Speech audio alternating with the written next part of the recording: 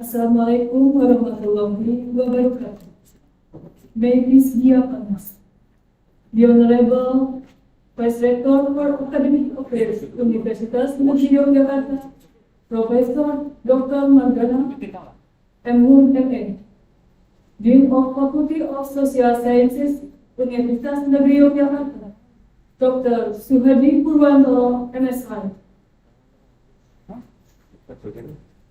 The invited speakers, Emma Sabzalipa, PhD, UNESCO International Institute for Higher Education, Dana Abdulsefla, UNESCO International Institute for Higher Education, Sumikar Amir, PhD, Nanyang Technological University, Singapore, Muhammad Yuanda Zara, PhD, Universitas Negeri Yogyakarta, Vice Dean, Head of Departments, Lecturer, Faculty of Social Sciences, Universitas Negeri Yogyakarta, presenters, all participants, ladies and gentlemen. First of all, praise be to God, the one Almighty who has given us His blessing and guidance, so we could participate in the 5th International Conference of Social Sciences and Education on Sustainability in Race and Crisis, Social Education and Political Perspective, organized by Faculty of Social Sciences, Universitas Negeri Yogyakarta, October 29, 2021. This conference is attended by 43 presenters and more than 100 participants consisting of lecturers, students, researchers, and the general public. Ladies and gentlemen, before we proceed this agenda, please be silent for a moment to have a prayer. Shall we?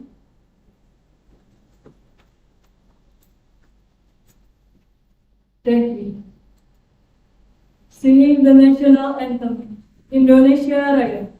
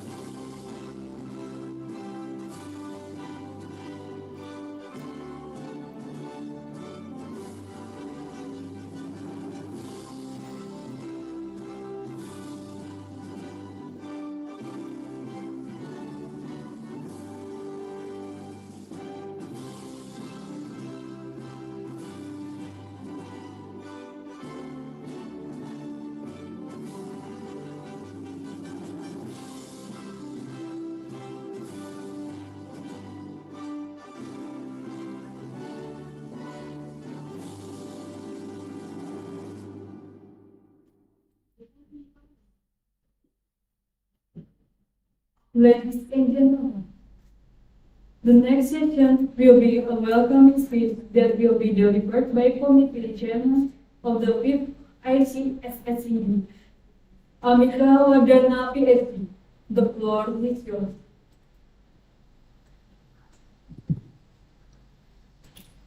Good morning, everyone. Assalamualaikum warahmatullahi wabarakatuh. Honorable Vice Rector Universitas Negeri Yogyakarta, Professor Dr. Nargono, Dean of the Faculty of Social Sciences, Dr. Sunardi Wantara, Vice Dean, Head of Department, all program leaders, and of course our invited speakers for the conference, Dr. Emma Zazaliva and Dana Abdrashiva from UNESCO International Institute for Higher Education.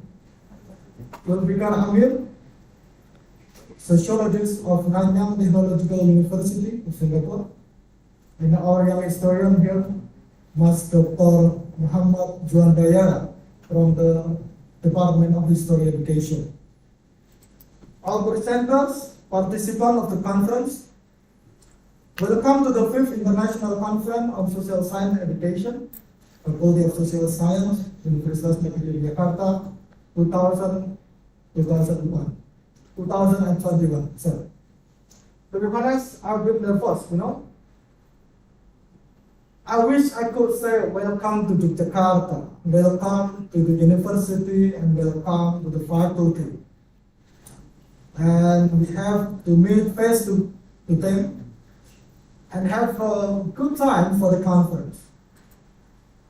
But as we all know, we are still in the pandemic, which hit us very, very hard. That happened almost 2 years now.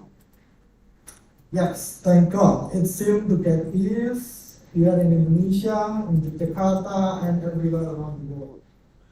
But of course, we are still urged to keep vigilant, no complacent. The virus keeps mutate and still spread everywhere. Ladies and gentlemen, concerned with the pandemic, we set up this conference. We set up the main theme of the conference for the future of our life in the post-pandemic situation. The sustainability of our civilization as human beings. During this time, there is full of risk, full of familiar uncertainties, and a lot of challenges that are quite new and very understandable for us. Still very big caution about that. So in this conference, we invite our scholars, particularly from the different fields in social sciences, liberal arts, politics, and education, to do intellectual exercise. We discuss about how to handle this, to continue our civilization of human being, or humanity, in the post-pandemic time. The shape of society was changed. The way we deliver or provide education is changed. A lot of transformation is going on. And I'm sociologist, and I'm still questioning what's going on next. It's a big question. And thank for our support from the university, from the faculty, all committee involved here, all invited speakers. Is still waiting for any internet? Okay, good. And all presenters and participants for the success of the today conference. Thank you very much. Assalamualaikum warahmatullahi wabarakatuh.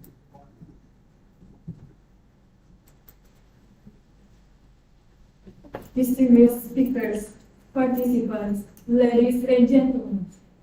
Now, we invite the Vice Rector for Academic Affairs, Universitas Negeri Yogyakarta, to give a speech. At the end of which, we kindly request the Vice Rector to officially declare the International Conference open. Straight afterward, Professor Dr. Margono and MA, the floor is yours.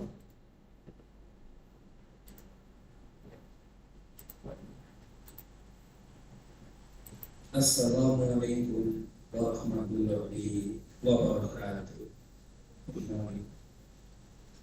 The Honorable Speaker, Emma Sapsaliva, PhD, from the University of Toronto, Canada, UNESCO International Institute for Higher Education in Latin America and the Caribbean.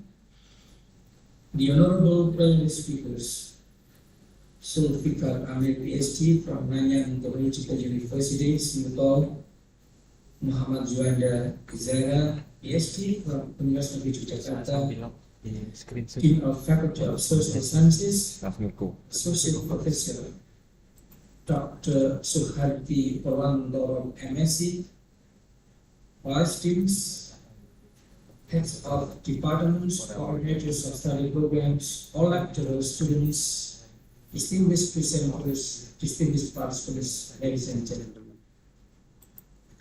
First of all, let us thank Allah, the Almighty, for blessing and guiding us into the right path and for granting all means and opportunities to gather here to attend this very fruitful and tremendous occasions of the 5th International Conference of Social Sciences and Education as abbreviated ICSSED in 2021.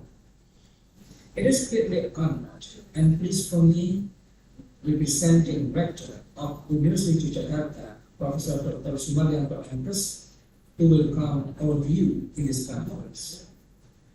Distinguished speakers, participants, ladies and gentlemen, it is evident that every industrial revolution brought with its benefits and challenges to the socio-economic status of the countries that have engaged in such transformation practices.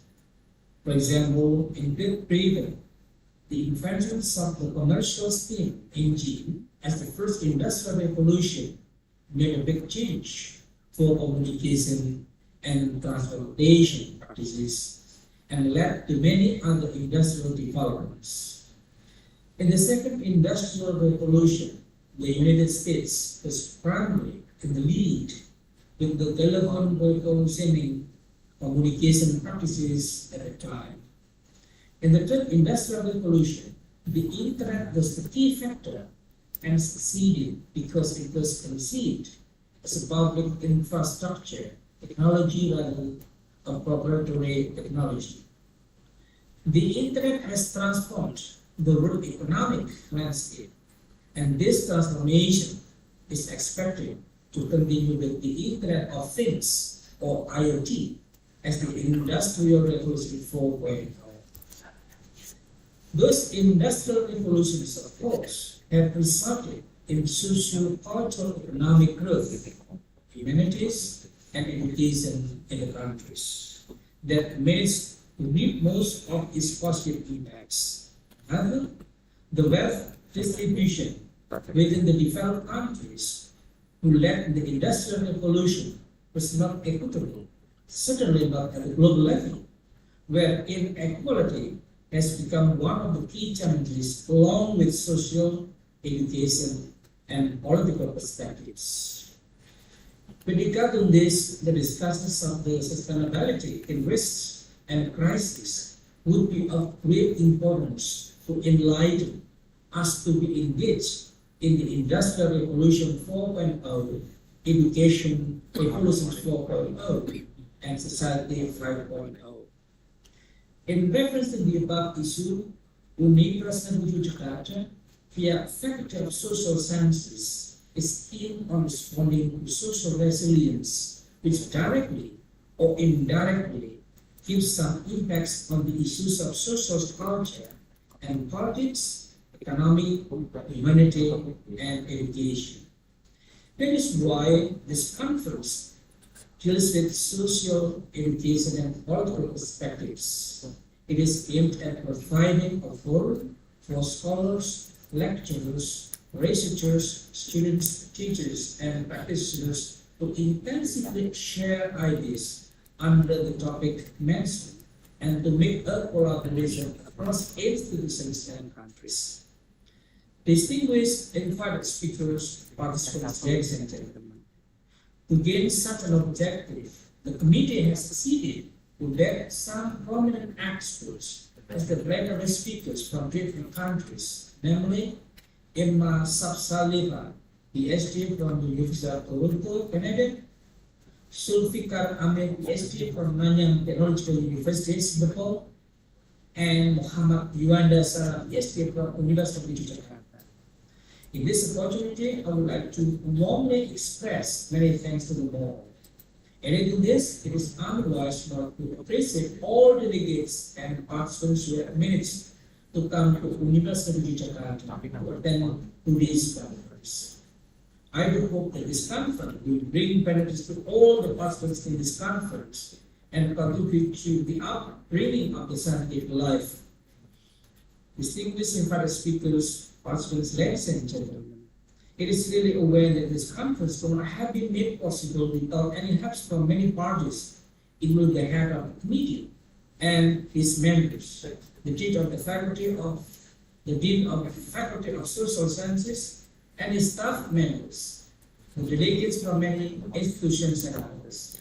I believe that the committee members have been working all day and night since the beginning of the planning stage, and they now are still here today for all of us.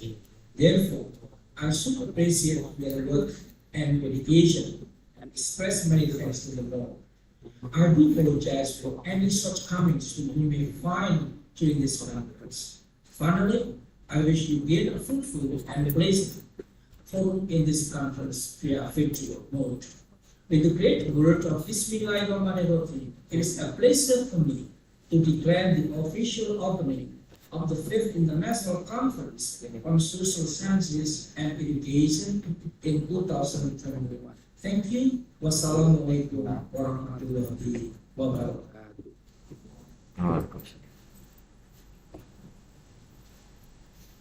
Distinguished speakers, participants, ladies and gentlemen, we are now moving to the plenary session. The outstanding speakers and co-speakers, Emma Sabzalifa, PhD and co-speaker, Dana Abdaseva, UNESCO International Institute for Higher Education. Sumika Amir, PhD, Nanyang Technological University, Singapore. Muhammad Yuanda Zara, PhD, Universitas Negeri Yogyakarta, will be presenting their ideas during today's plenary session. This plenary session will be chaired by Sutanto Trijuni Putra, MSc. Now, please welcome Sutanto Trijuno Putra, MSc.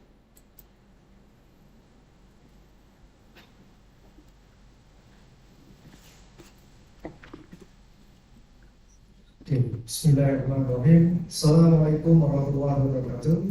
Welcome to the 5th ICSSED 2021. Thank you for joining us today. My name is Fato and I'm going to be your welcome for today's plenary session. ICSSED, or International Conference on Social Science and Education, is an annual conference held in the Faculty of Social Science, Universitas Negeri Jakarta. And in this 5th conference, we would like to focus on the upcoming event that we will face regarding the COVID-19 issue.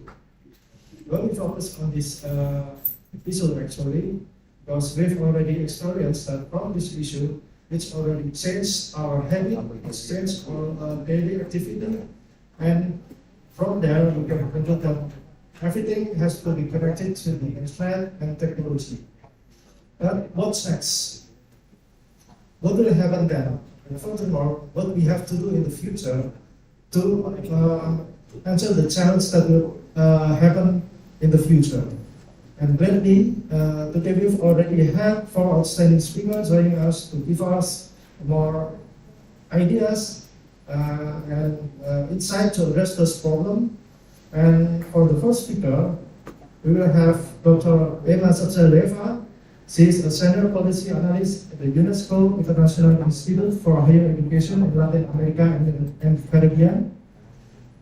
She is leading on a range of projects, including the future of higher education, new forms of student mobility, and academic freedom. She is also a comparative and international higher education specialist. Her research focuses on the effect of geopolitics and globalization on higher education policy, and she has extensive experience in higher education policy analysis, teaching, and university administration.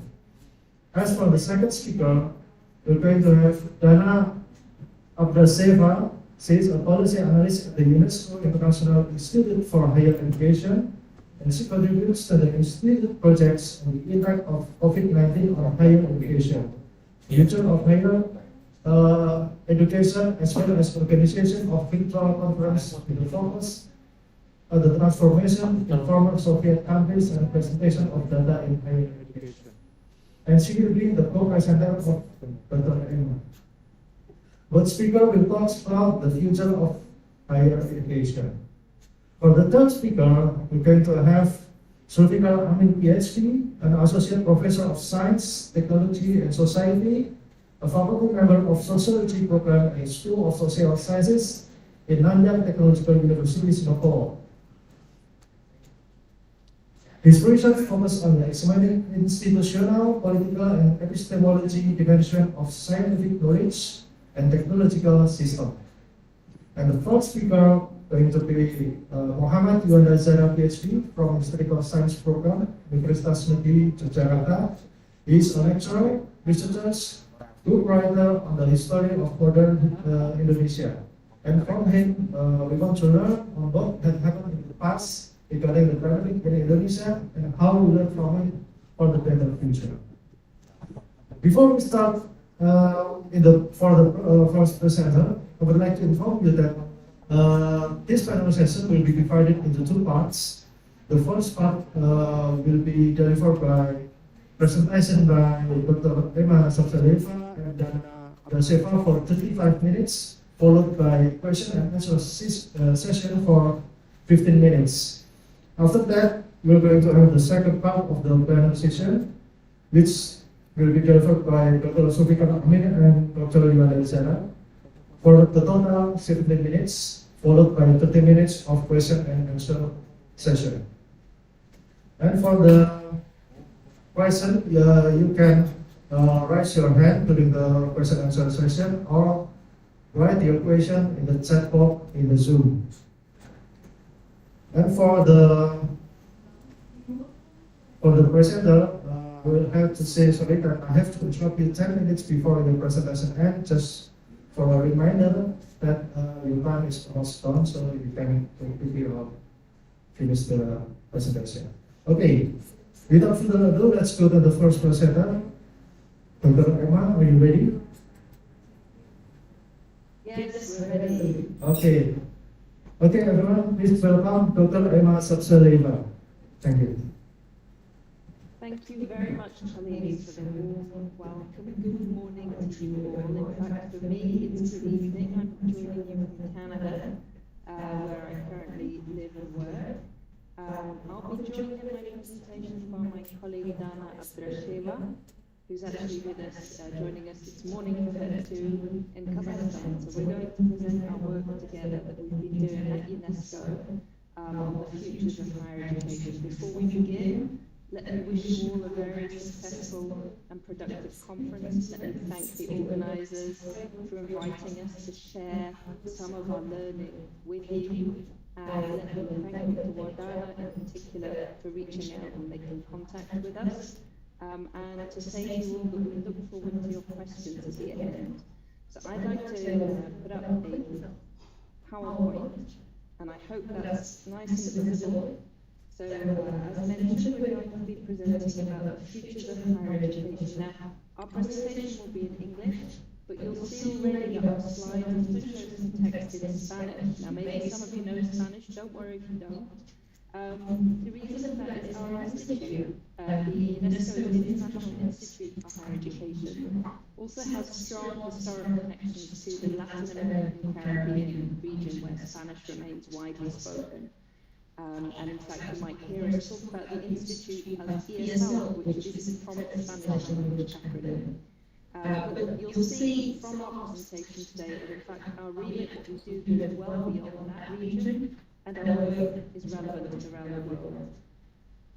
So I'd like to start by talking just for a few minutes about ESL, about our institute, and about our history.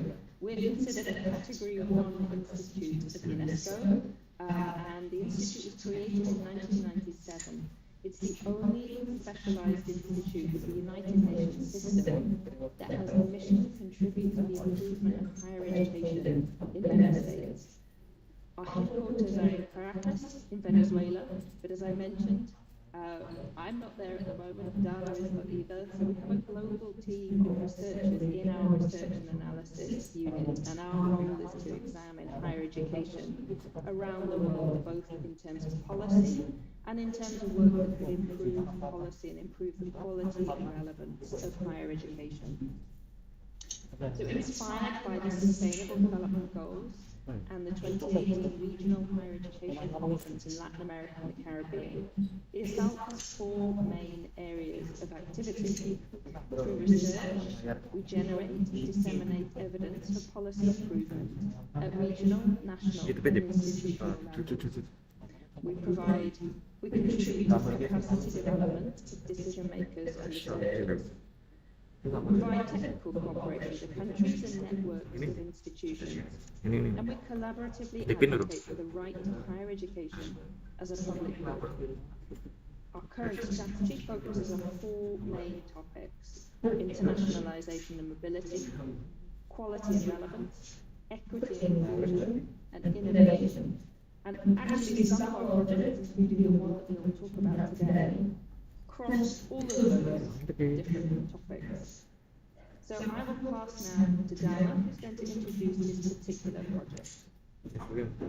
Thank you, Ellen. Thank you, everybody. And I am very happy to greet you all from getting a very cold Kazakhstan. So I would like to tell you about the work that our ICSSED Institute is working on. The Future of Higher Education project we started last year during a period in which our collective thinking on the future was necessarily focused on the need to deal with the immediate impacts of the COVID-19 pandemic.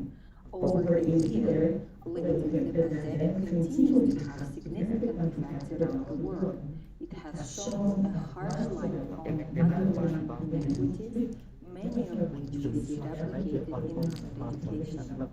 And while the pandemic may be at the forefront right now, there are many other challenges affecting higher education, whether it's the conflict, poverty, climate change, corruption, geopolitical shifts, human development, human movement, gender violence, or the need for racial and social justice. Current events are proving to be unpredictable, not the linear trajectory once believed to bring about development and progress. The need to be creative, to be bold, and to genuinely do things differently has therefore never been clear, and I would believe you all agree with this. That's why ISALT's work within the framework of UNESCO's Futures of Higher Education flagship initiative has taken on this call for blue sky thinking, seeking to generate new and diverse global perspectives on the plural futures of higher education. Next slide. As the needs to genuinely do things differently, UNESCO has been working on the Futures of Education Initiative, a global initiative to reimagine new knowledge and learning that can shape the future of humanity and the planet.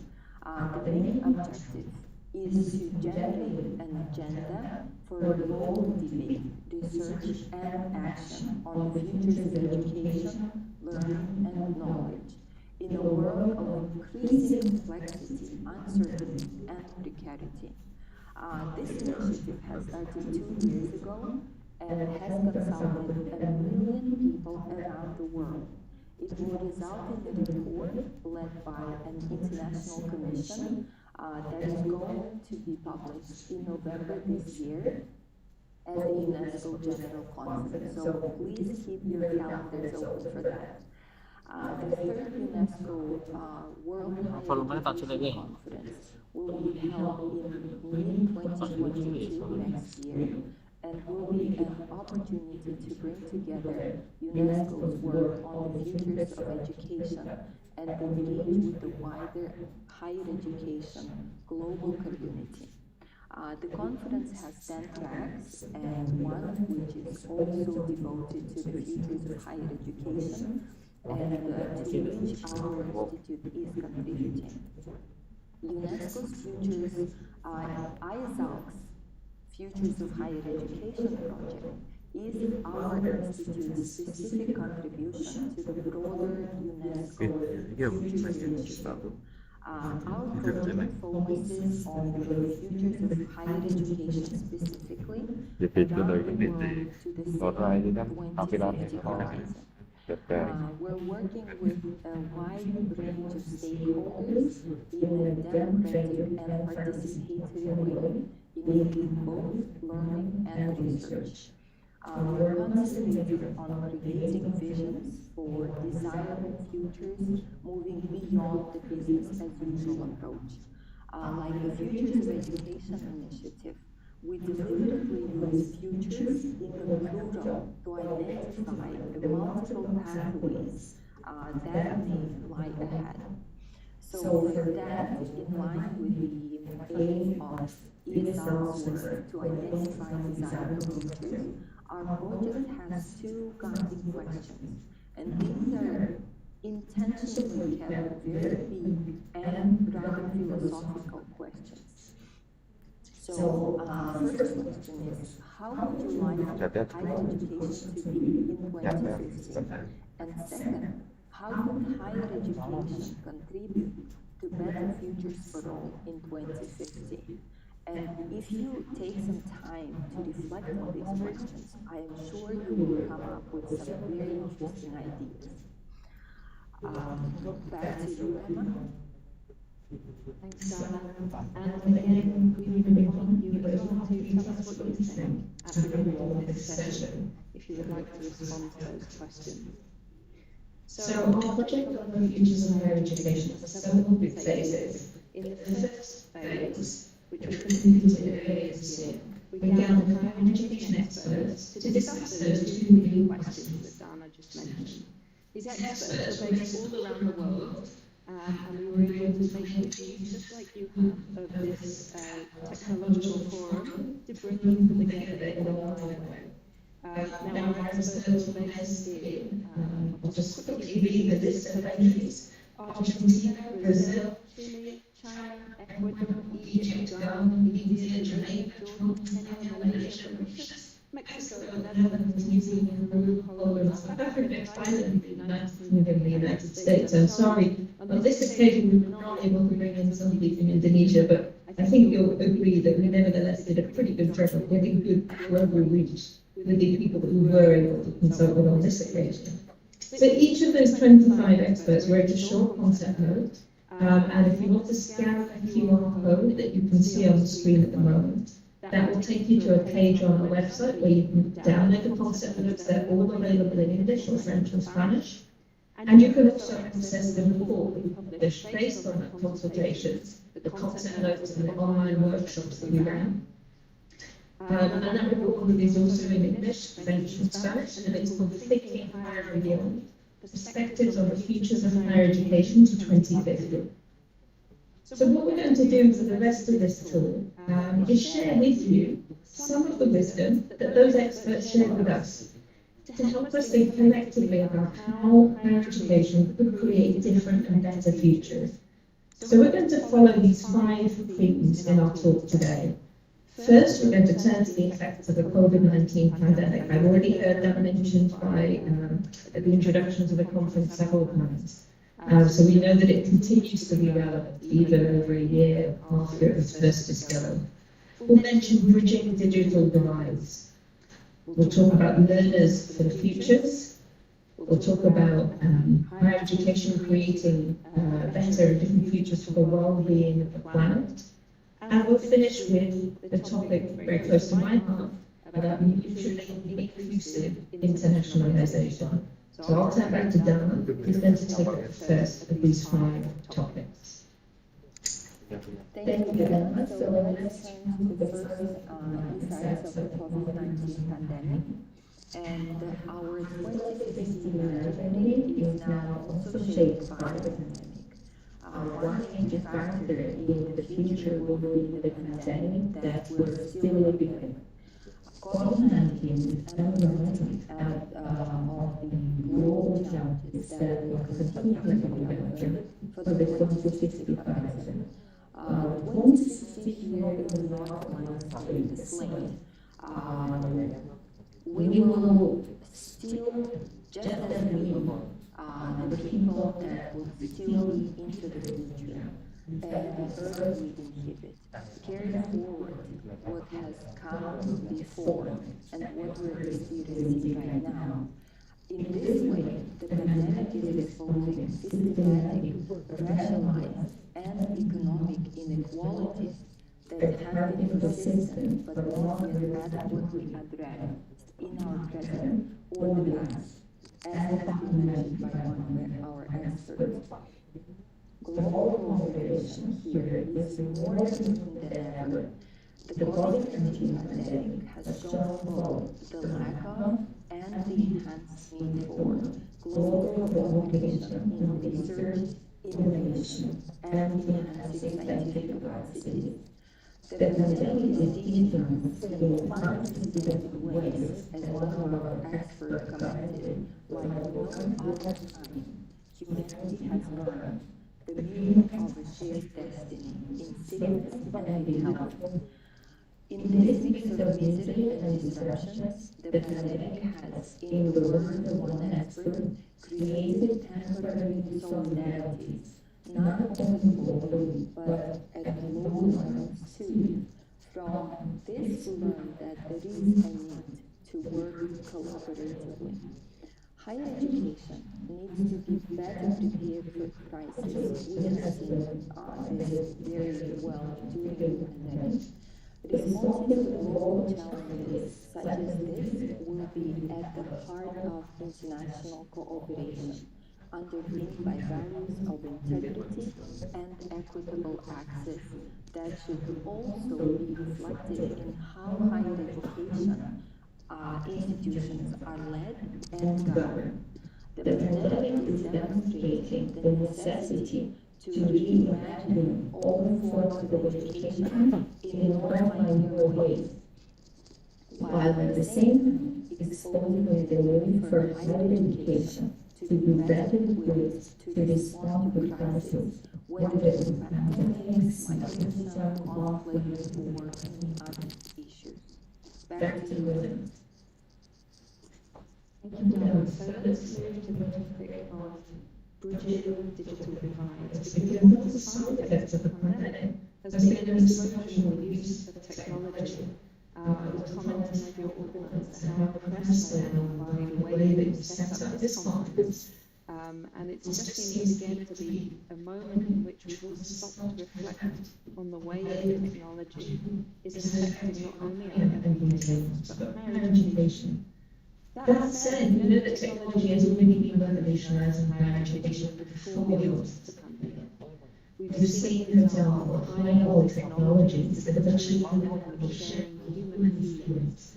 Yet, when we try to disrupt innovation and continue to advance in the future, technology could be at the forefront of exploration and discovery into its capacities and limitations, creatively imagine how it could benefit towards the common good. And this pandemic inspired a mega shift to online teaching and learning to further demonstrate the revolutionary effects of technology on higher education. Effects that will continue to be important into the future. As one of our experts said, this could help us develop an inclusive global system of educational content and knowledge enjoyment. And yet, the promise of technology is not unlimited. So we need to harness technology to make it work for us. As such, it becomes more important to keep humanness and common good at the core of technology application and educational development. The implications of technological innovations range from artificial intelligence to robotics, blockchain to quantum computing and learning, and many more. Skills in future employment need to continue to steadily to make technology work for us. This is higher education guiding technology, not the other way around. And the uptake of information communication technologies during the pandemic has demanded considerable effort from all higher education institutions now. We think in the report we talk about how this mark the beginnings of further radical change. So as one of our experts noticed, though, such quick advances in ICT take time for people to be able to employ effectively and meaningfully. Our universities, colleges and institutes need to ensure that the integration of technologies into education is well supported, so that students and teachers know what it actually means to go online. And we need to address digital divides before the gaps become too big. We know that technology will never solve problems, but what we also see is that each problem technology solves, social isolation and disconnectedness expose other problems for teachers and learners. This is include access to populations where there is a lack of internet connection. It shows that we need to address the growing digital divide, not just across countries, but within countries. And higher education should advocate the right to connectivity, this work that the United Nations is already beginning and developing.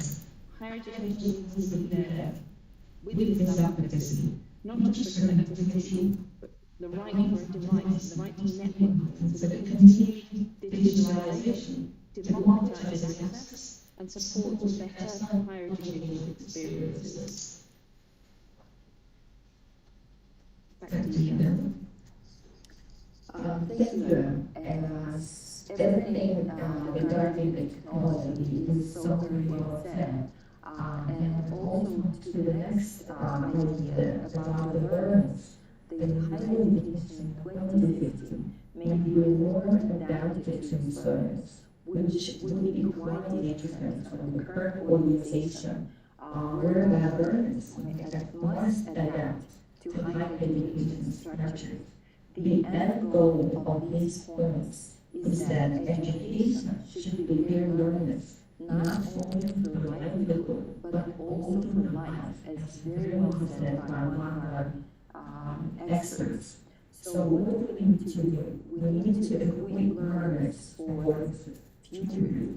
We need to consider learning and teaching across disciplines. Why do we need? This is because interdisciplinary knowledge could help learners to better understand the multi-sectoral connections of their learning to their subsequent paths in life.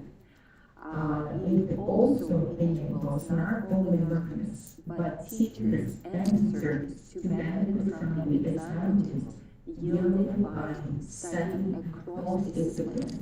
Also noting, as one of our experts pointed out, the new knowledge can emerge from hybridity. Another idea is some of our experts propose new core competencies that learners will need in the future. These include languages, research skills, technological competence, critical technological competence, and ecological sensibility, as very well said by one of our experts.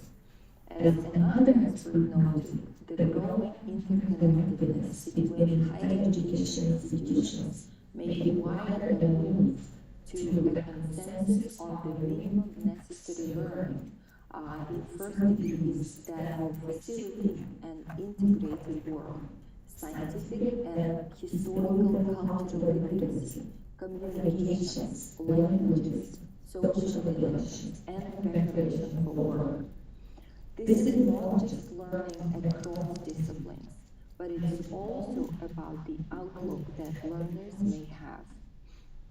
Learners should be engaged globally through international collaborations, interdisciplinary teaching, and cross-disciplinary research. They also need to receive peace and human rights education, said one of our experts.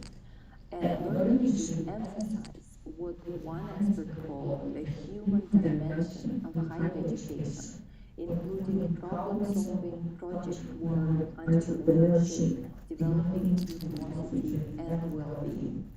Next slide, please. So across all these functions, higher education in the future should be more directed to the well-being of the planet. Research will be used to address global challenges as well as the regional and local development. In this regard, one of our experts put it this way: higher educational institutions are expected to really change by contributing meaningfully to the economic and social development of the country, increasing civic participation, advancing educational reform, and promoting the culture of peace and non-violence. It's also important that higher education systems should not lose sight of the level in the traditional public goods that we have mentioned before, and will be at the driver of inclusive and sustainable development. Another idea about higher education institutions should be at the forefront of tackling the climate crisis, as Emma mentioned about the technology.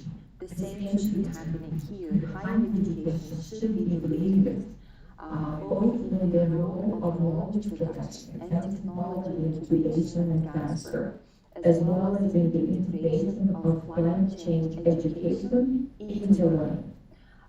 UNESCO's Education for Sustainable Development offers a framework around which higher education can build capacity for green growth and sustainability skills into the future, said one of our experts. Higher education institutions can develop advanced skills training to decarbonize the world and protect our other sustainability goals. Again, one other expert mentioned. Well-being is not only about caring for the self, it's also about caring for the planet, and everything that surrounds us. In this way, we foresee the sharing of knowledge through teaching and knowledge generated by research in many languages and open science. This means that higher education institutions should work together in incorporating intercultural education and in multilingual environment, promoting access to multiple languages and translations of publications to facilitate the democratization of knowledge, so that higher education is truly for all. Whereas this current emphasis on English language excludes European higher education from the global conversation. So we need to be changing this. Future scholars and policymakers will collaboratively explore and increase the number of production models and ways to do research and share it openly. As for example, in the open science movement, mentioned one of our experts. Higher education should give more emphasis on multiple dimensions of sustainability, not only environmental, but economic and social. In teaching, higher education can integrate new learning, such as, for example, project-based, community-based, or service learning. We have mentioned so far several times the importance of global cooperation and solidarity, and this also translates into how internationalization processes may look in the future. So the first idea is that the current moment has given us opportunities to stop and reflect on these international academic relations. Indeed, COVID-19 could be a very big turning point. It's an opportunity to examine its values, objectives, strategies, and priorities, said one of our experts. The COVID-19 pandemic is the best example of this, and the need for global cooperation in research has never been brighter than now.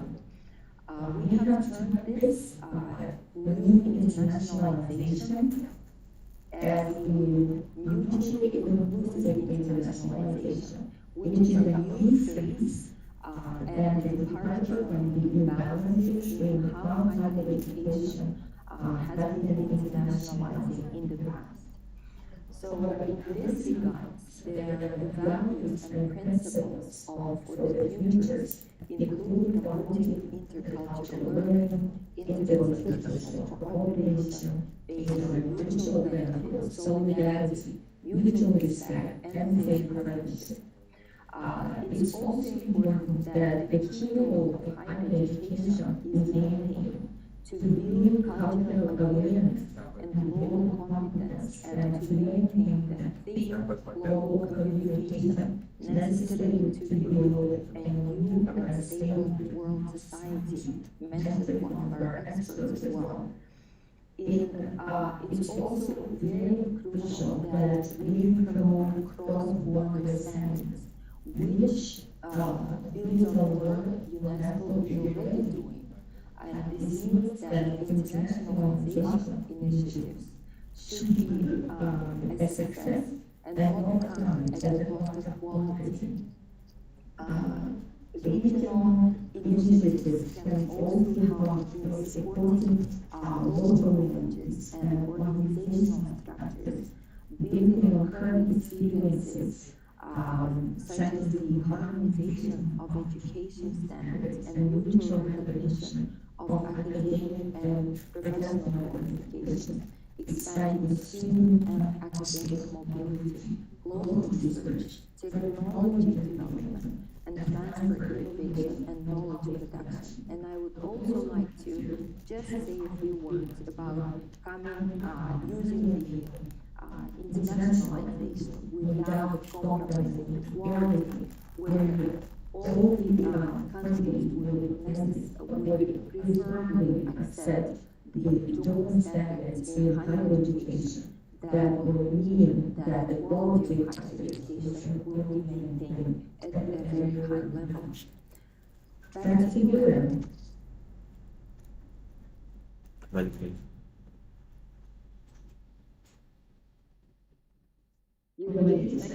Yes, thank you. I just open that back on. Thank you. So during the consultation process, the experts were also invited to offer a key message about the future of higher education that provided a clear and bold steer on how the purposes, functions, and missions of higher education could be shaped and refined to support better futures for all.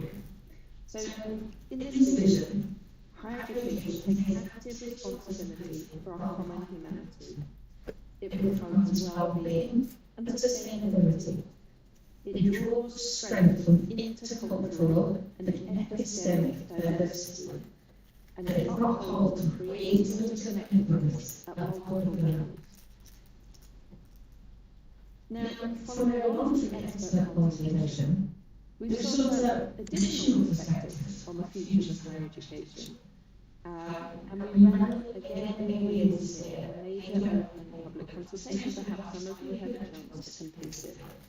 In the space of just a few weeks, we were able to get 1,200 responses from almost 100 countries.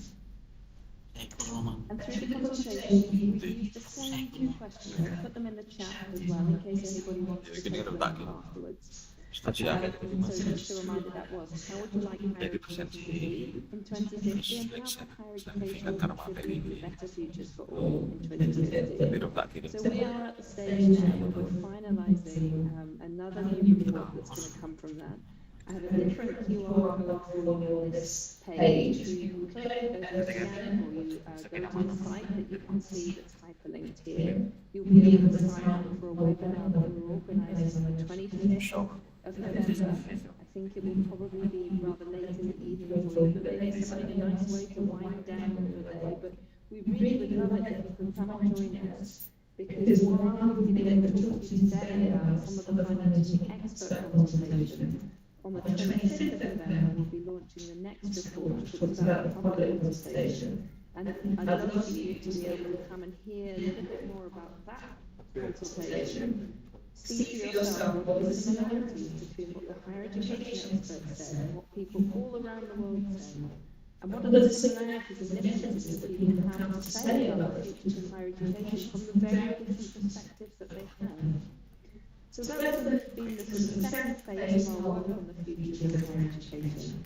And we're also going to be very soon launching a series of youth consultations. This has been very important to us from the beginning. To be able to kind of hear and get perspectives directly from those people who might be the next higher education students in your university, in our colleges, in our institutes around the world. And even if they aren't higher education students, these are the generations that are going to take us forward into the 30 years and beyond those 30 years to come. So it's been a real privilege to Dana and myself and our team to work on this project on the futures of higher education. I hope that you have taken away a little bit of the kind of excitement and the optimism that can be there in our world if you are really prepared to work together a bit harder to make higher education something that is and can contribute to that future for everyone. So we thank you very much for your attention. Terima kasih. Again, there's a QR code on our website. We'd be very happy to take your questions or to hear your comments and responses. But we thank you again for your time. Okay, thank you, Dr. Lema and Dr. Dana for the presentation. But before I continue the substance, I will say that it's very pleasing to see both of you present this topic. The collaboration you show us, it's very pleasing to see and hear to present this topic. But before we go to the question and answer session, I would like to talk some points from the presentation. From the presentation, I can see that I can see how the strategies is developed for the higher education by UNESCO to the problem arising from the pandemic. Everything is unpredictable and complex, and then we need to be more creative and go to the strategy to solve the problem. That's the second one. And then there are 5 points, ideas that we need to think for to have a better future. We have to understand about the impact of the COVID-19, how to bridge the digital divides, learn from the future, and then everything is done for the well-being of the planet. I see the environmental issue here, and then we have to have networking internationally in a multilateral relationship. And now we move to the question and answer session. I invite to all of the participants to join us by raising your hand, or you can write your questions in the chat box. Okay, please. In this session, I will welcome 3 questions first. Okay, to Ms. Friska Anindita, please share your idea.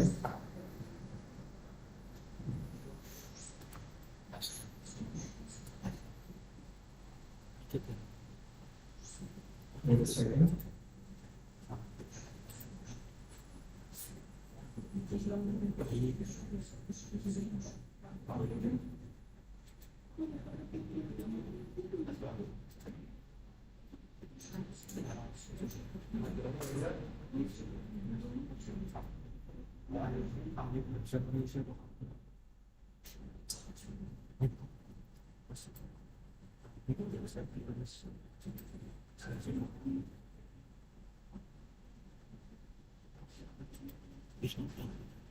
Okay, please, Ms. Friska Anindita, you can share your ideas or question now. The stage is yours.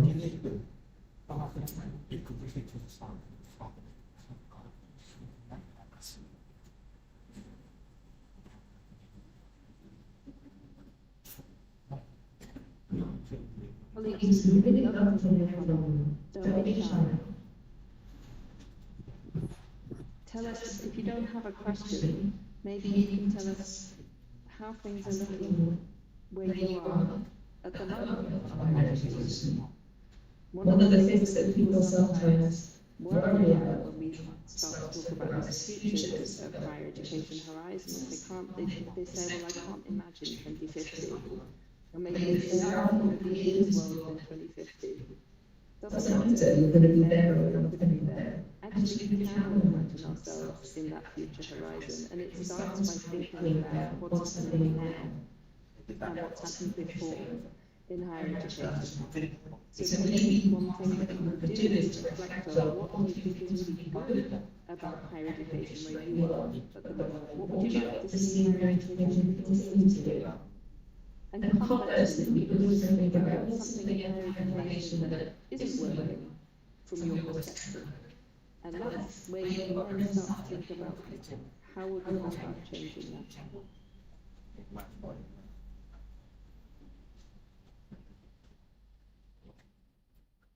Okay, I think Ms. Rizka, we have a little technical problem.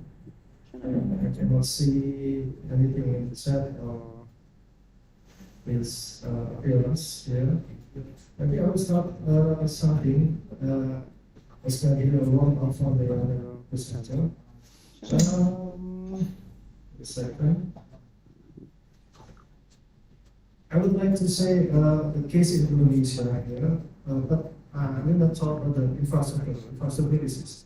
We can take it aside, but it's still here in Indonesia. Some are worrying about the level of learning obtained by the student during the virtual learning. It seems that students are ready yet to change or lack of understanding about what they are entitled to learn. So, how are the best way to prepare students to face changes in higher education? Can you make some comments about that? Dr. Emma, or maybe Dana, please? Yeah, I'm sure we can turn it in. I think it's also important to remember that what we talked about today from our expert consultation wasn't the suggestion that this is how things must be, or this is the only way that higher education can proceed. Because if you remember at the beginning, we made the point of saying this is about the futures in plural. There isn't a single way to achieve a better future. There isn't a single way that's going to work for all the billions of people who are in the world. So I do want to say that whilst I'm happy to comment on specific questions like that the expert consultation is really designed to get us all together. And it's designed when we think about how we talk to, let's say, policymakers in different countries to sort of set the scene and say to them, in your context, how might you find a way? Because in some countries, access to higher education is already very high. In some countries, you don't have to take an exam, or you don't have to even achieve a certain level in your secondary school or high school before you even go to university. But we also know in some places that even if you do really well in the school, even if you're very bright, that there might be other barriers which stop you from going to higher education. That barrier could be financial. It could be based on gender, it could be based on where you live, it could be based on the type of school that you are able to go to. So my point really is to mention just how much diversity and how different the situations are, depending on the perspective that you take from that. And I think also perhaps, to come back to your point about how we support students who have been affected by the pandemic. Well, it's not only students. You're correct, absolutely correct, that we have to think about students, but we also have to think about our professors. We also have to think about our IT staff. My goodness, they've been overworked over the last 12 to 18 months, haven't they? We also have to think about everybody else who works on a higher education campus. So everybody, the people who keep our campuses clean and tidy, not feed us all our campus. All the way up to the senior national, everybody's been affected in some way by this pandemic. And when we think about students, we have to think not just about the students in higher education now, but we have to think about the students who are still in school, the students who are still at home with their parents because they can start to go to school. So we have to deal with this pandemic within a very wide scale way. And one of the things I think we've seen from an institutional perspective has been but in many cases, the ability to respond rapidly when the pandemic broke out and to plough forward has been perhaps less than expected. So I think we can say safely that there's a need in many different contexts around the world for higher education institutions to become more resilient, to perform better. This pandemic might have been a surprise to some people, but the idea of the pandemic, the idea of control disasters, the idea of something unexpected might happen in whichever way emerges isn't new. But what seems to have taken us higher education by surprise is how much impact this particular pandemic has caused. So I think we also have to think from an institutional perspective of planning and about resilience. Okay, thank you, Dr. Maybe Dana, do you want to add some comments on that? Yes, I absolutely agree with everyone on saying that this is a very contextual phase and the localized approach to the future of higher education in which we will be thinking about what are the burning issues for this particular region. And based on that, we will be looking ahead into the future that will be relevant for this particular region, like a personalized approach to the future of higher education and the region in general. So I totally support it. Okay, thank you for your that question. We have another question from Kurnia Fitriana, you can see in the chat room. She asked about, let's see, higher education policies should have an output and outcome orientation to provide a learning experience for students, apply inclusiveness, and be able to have an impact on society. How to design inclusive education policies, especially for Indonesia? Please, yeah, I think you must be getting colleagues that unfortunately I don't know enough about the education system in Indonesia to be particularly specific to this context. So perhaps others who are listening in the audience today would like to comment on that. Because one way that we design inclusive policies is by listening to a wide range of stakeholders. So I very much appreciate the opportunity to be asked the question, but perhaps, in answering it also helps us to see that it's this idea of co-creation knowledge. It's also the idea that knowledge and good ideas and wisdom lie in many different places. We can look to our education institutions, but we also know that there's a lot of other things to know, other ways of understanding the world around us, which sit outside of those institutions.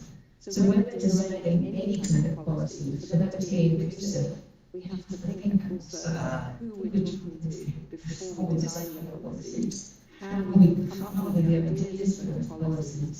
And I think what we see, Dana and I both in our academic research study in some way or other the way that higher education policies travel around the world in different ways, particularly when it relates to international higher education.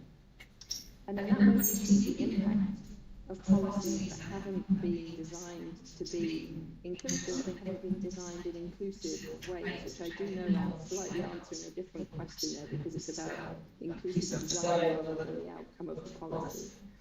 But then, in those cases, what we see, for example, is, and perhaps you have international branch campuses in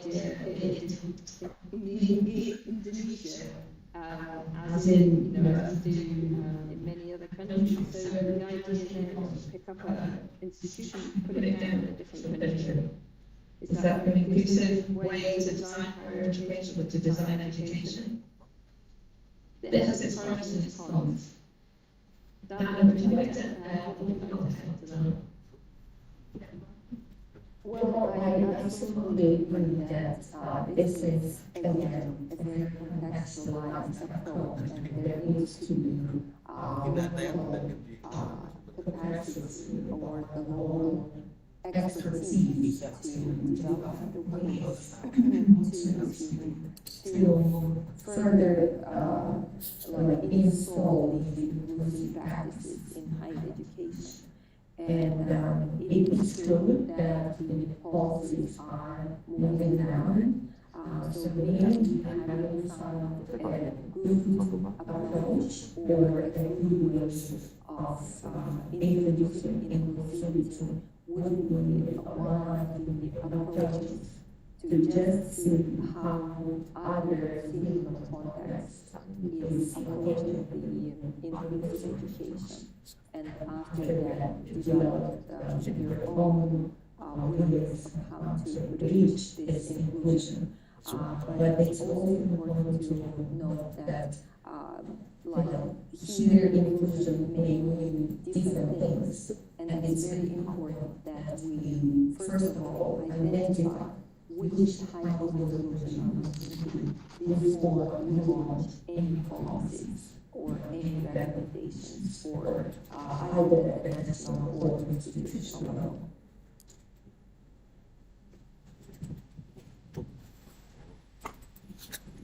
Okay, maybe this is the last question for in this session. There is some questions coming to my additional visits. And one of them is let's talk about the new program because by the government in Indonesia, it's called MBTA,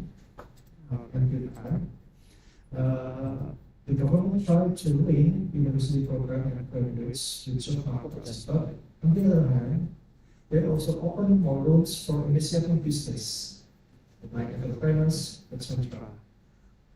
By giving them an opportunity during their study to take many courses, many ways outside their own program. How do you think about this idea for our government? Thank you.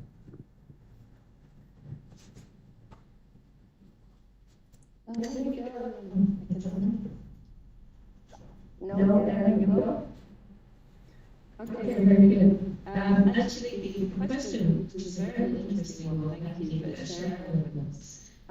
It reminds me of some of the discussions that we've seen in the public consultation that I mentioned we're going to be launching in just under a month from now. And what we see in the public consultation is a lot of people talking about skills for students. Now, whether these skills in the sense that was raised in that question, in thinking about what skills we need for the labour market, but also quite a strong discussion in the public consultation about skills for life. And that connects with the point that was raised by our experts too about skills for life and skills for livelihood. So I think we have to work more done in efforts to support higher education graduates to be members of society. And I think we see not only this sort of emphasis on employment and the economy, but we should also think about higher education's role in training students and educating students to be fully organised units in our society. I think to my mind that's as important as the job that you go into.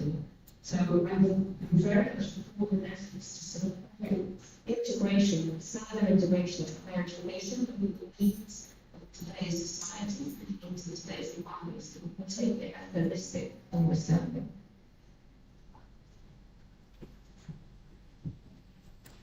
Yes, I really want to support this idea as well, because I know recently that youth with technical jobs, they will not know that was soft skills. So in this terms, it's very important that we teach our students and learners not only the specific knowledge skills and some some wisdom, right? The knowledge that will definitely get both within the decade. We need to teach them how to learn, and with all those comes we have to develop their future. And that's how to prepare the students' patients for the development of this particular location. And how many other locations in the world, when we're talking about global situation. So it's important that we don't only think of how this particular location is particular, but in this particular location. But as we were saying in this expert presentation, in your role is really open that the department will as exposed as it is now. So what we are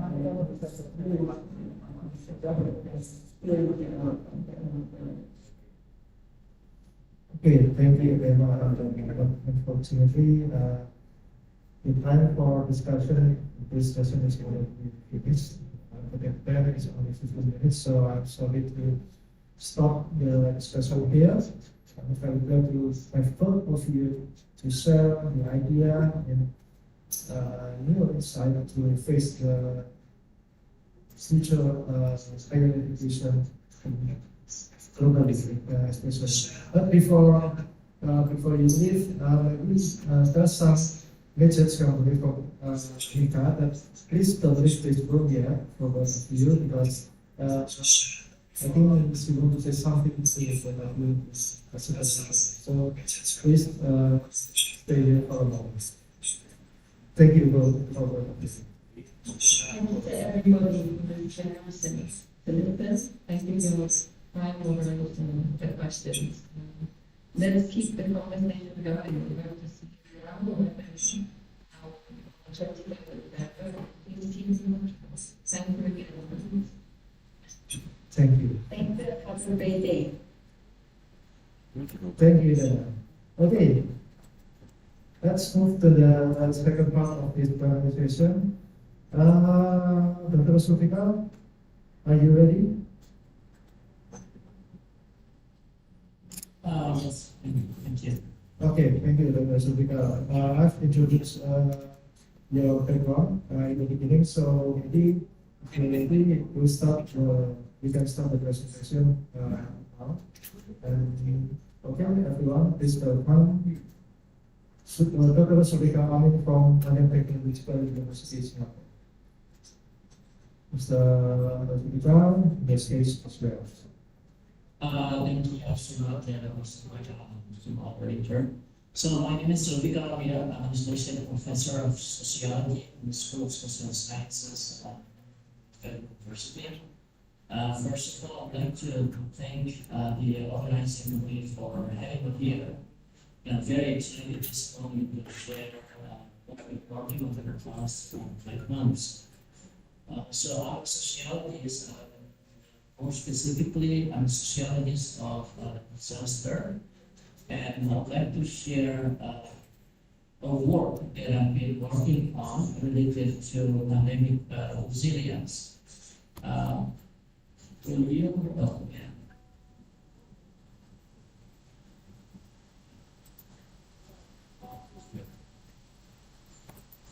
So how much time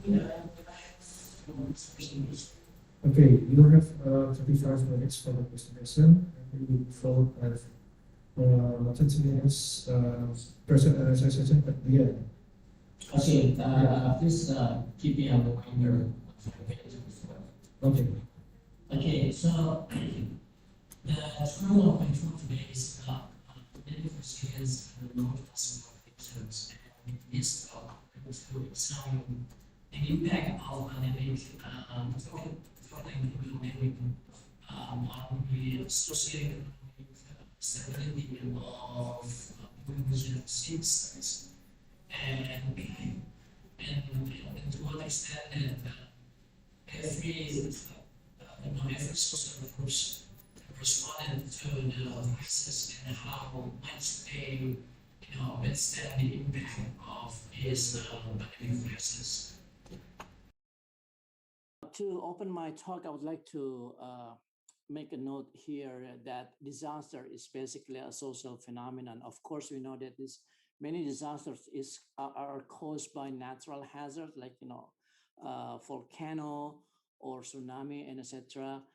But disaster itself is a social event because an event is regarded as a disaster only when it creates disruption on social systems.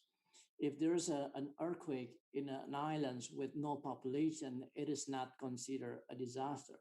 But a small tsunami that hits a city and cause destructions of infrastructures, houses, and etc., it will be regarded as a disaster. So basically, disaster is a social event. And because it is a social event, disaster is never really, neutral. Now, the reason why I'm saying this is that because the impact of disaster will not be evenly distributed. If you live in a society that is highly stratified, when a disaster hits that society, the impact will be stratified as well. And that's because, the ability to withstand the disturbance and crisis caused or triggered by a disaster depends on resources that one possesses. So the more resources that you have, the less vulnerable you are to the disaster impact. And this, bring us to the notion of disaster vulnerability. Now, disaster vulnerability is a conditions where a person or a community or a group are prone to the impact of the disasters. It is a conditions that shape the likelihood of individuals and groups to be severely affected by the impact of disasters. And there are two factors of vulnerability that may determine whether one person or groups are more vulnerable than others. The first one is internal. The internal factor refers to the physical, biological, financial, and psychological condition of a person or a group before the disaster happens. And the other one is external. External refers to the structural and political conditions that are beyond the power of that individual or groups in controlling that condition. So you may have strong internal conditions that makes you less vulnerable to disaster impact. But if you live in a society or in a community that has certain forms of structural conditions, then your vulnerability will come from that structural condition. So these are two factors of vulnerability that we may need to look at.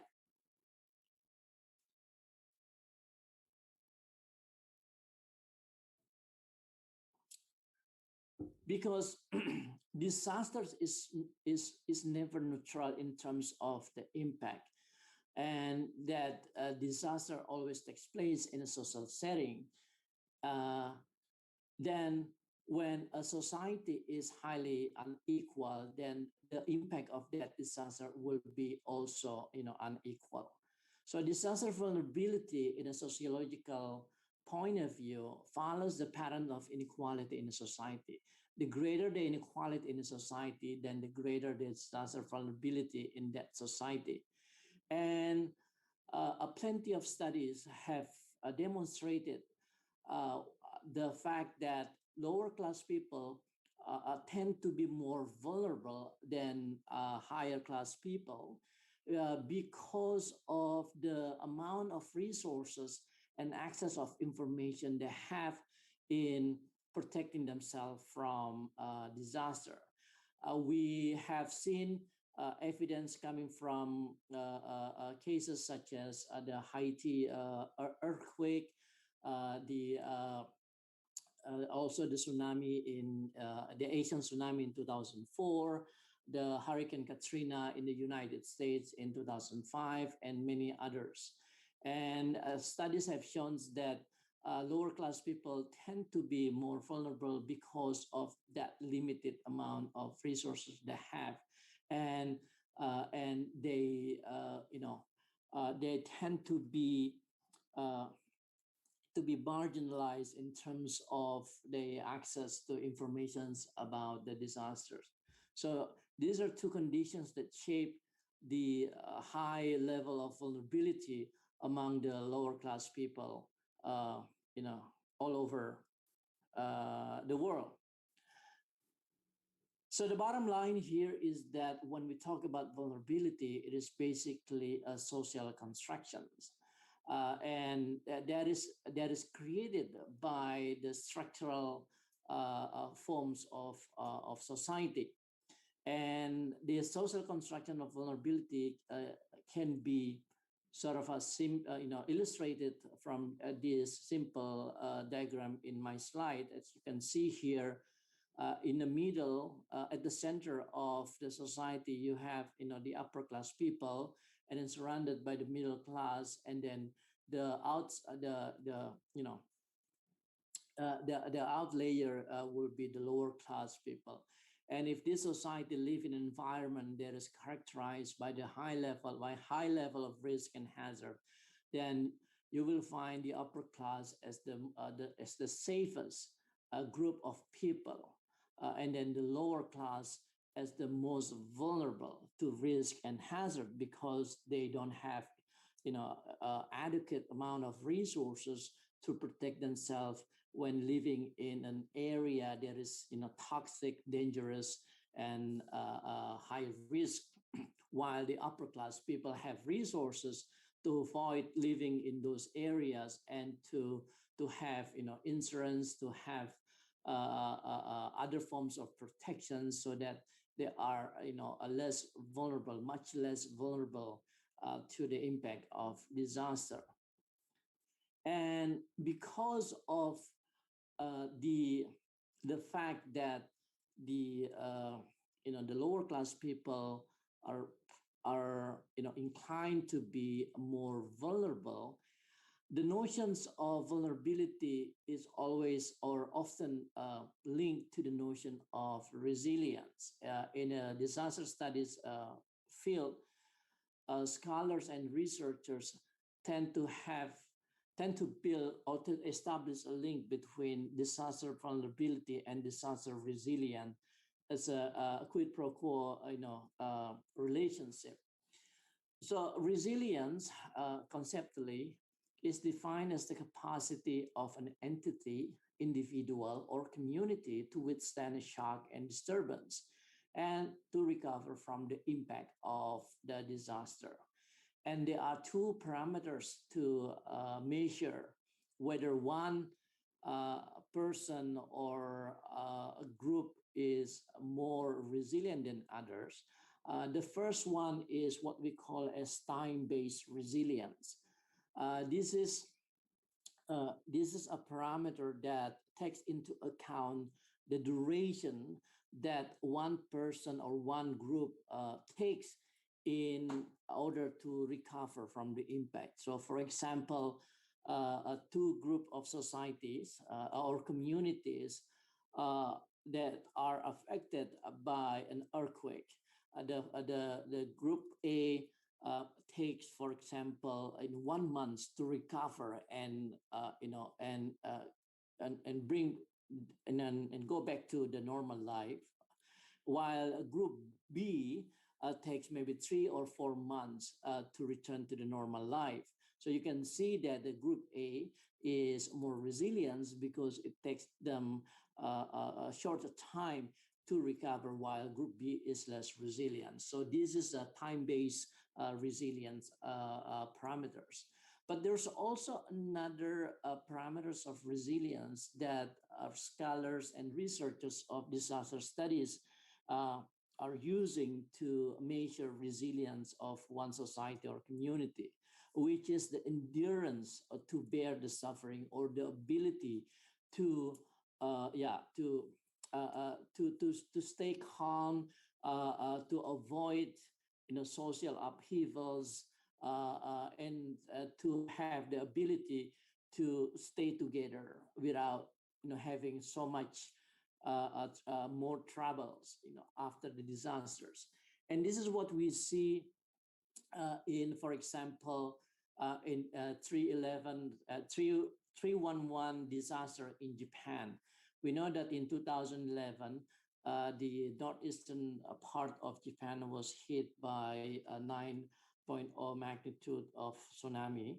And then we learned that the Japanese society, especially in the Fukushima area affected by the tsunami, tend to be calm. They don't really show sort of an attitudes that cause them more suffering. And if we compare this behavior to other parts of the world, for example, in a country that is affected or there is hit by earthquake, and then it is followed by looting, followed by social riots, and etc. You can see that the Japanese society is more resilient than that other society because their ability to stay calm and etc. So the endurance refers to the socio-psychological ability of that community when they are experiencing difficulties caused by the disaster. So this is two parameters of resilience, disaster resilience, that are commonly used by researchers and scholars in disaster studies. And for this project, I'm using the second parameters in order to in measuring resilience of social groups in Indonesia in the aftermath of COVID-19 pandemic.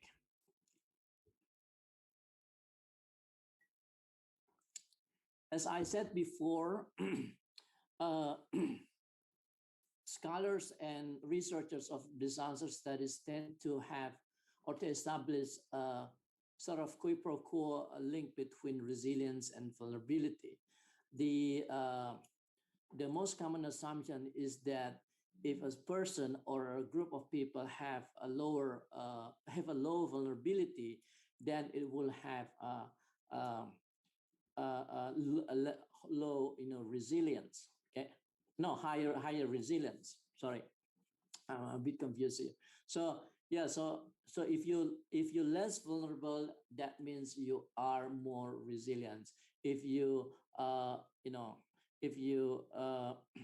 more vulnerable, that makes you less resilient. So this is a quid pro quo relations is commonly held by researchers.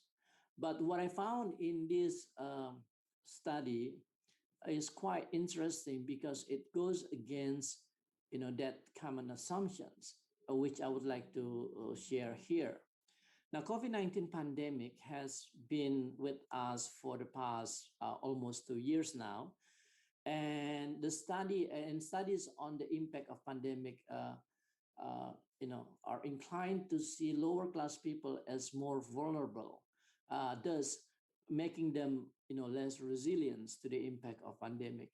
And there are two reasons why this assumption is generally held by researchers. The first one is that pandemic is a quite different forms of disaster because it has a long duration. This is a type of crisis that we call slow burn crisis, which is quite in contrast with short-lived disasters such as tsunami, earthquake, floods, and etc. When tsunami, earthquake, floods, and tornado happens, it lasts for a very short time, sometimes 5 minutes, sometimes longer than that, or even the longest probably, let's say floods takes about 2 days.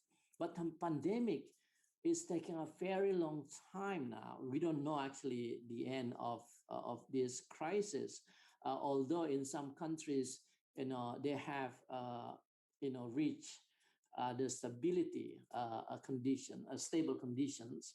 But of course, overall pandemic is still happening, and this is and it is reasonable to say that because of the long durations of pandemic, the lower class people who have less amount of resources will be severely affected by this pandemic, thus making them less resilient. The second reason why people think that the lower class people are more vulnerable and less resilient is that people with less knowledge and education are more exposed to infection risk. And this is supported by evidence from a survey that my group did last year in Jakarta and in another two cities in Indonesia, in which we discovered that people with less knowledge and education have reckless behaviors towards the infection risk, and that's why they are easily get infected by the coronavirus, and that's making them even more vulnerable, right? So these two reasons are used, but then what is interesting to see is that the result of our study shows quite the opposite. And in order to do that, we try to measure pandemic resilience, which with a goal of studying the social resilience against the socioeconomic impact of pandemic. Okay, and we defined our respondents around around social groups based on the source of income, and then we try to measure resilience capacity of each group and compare one to another.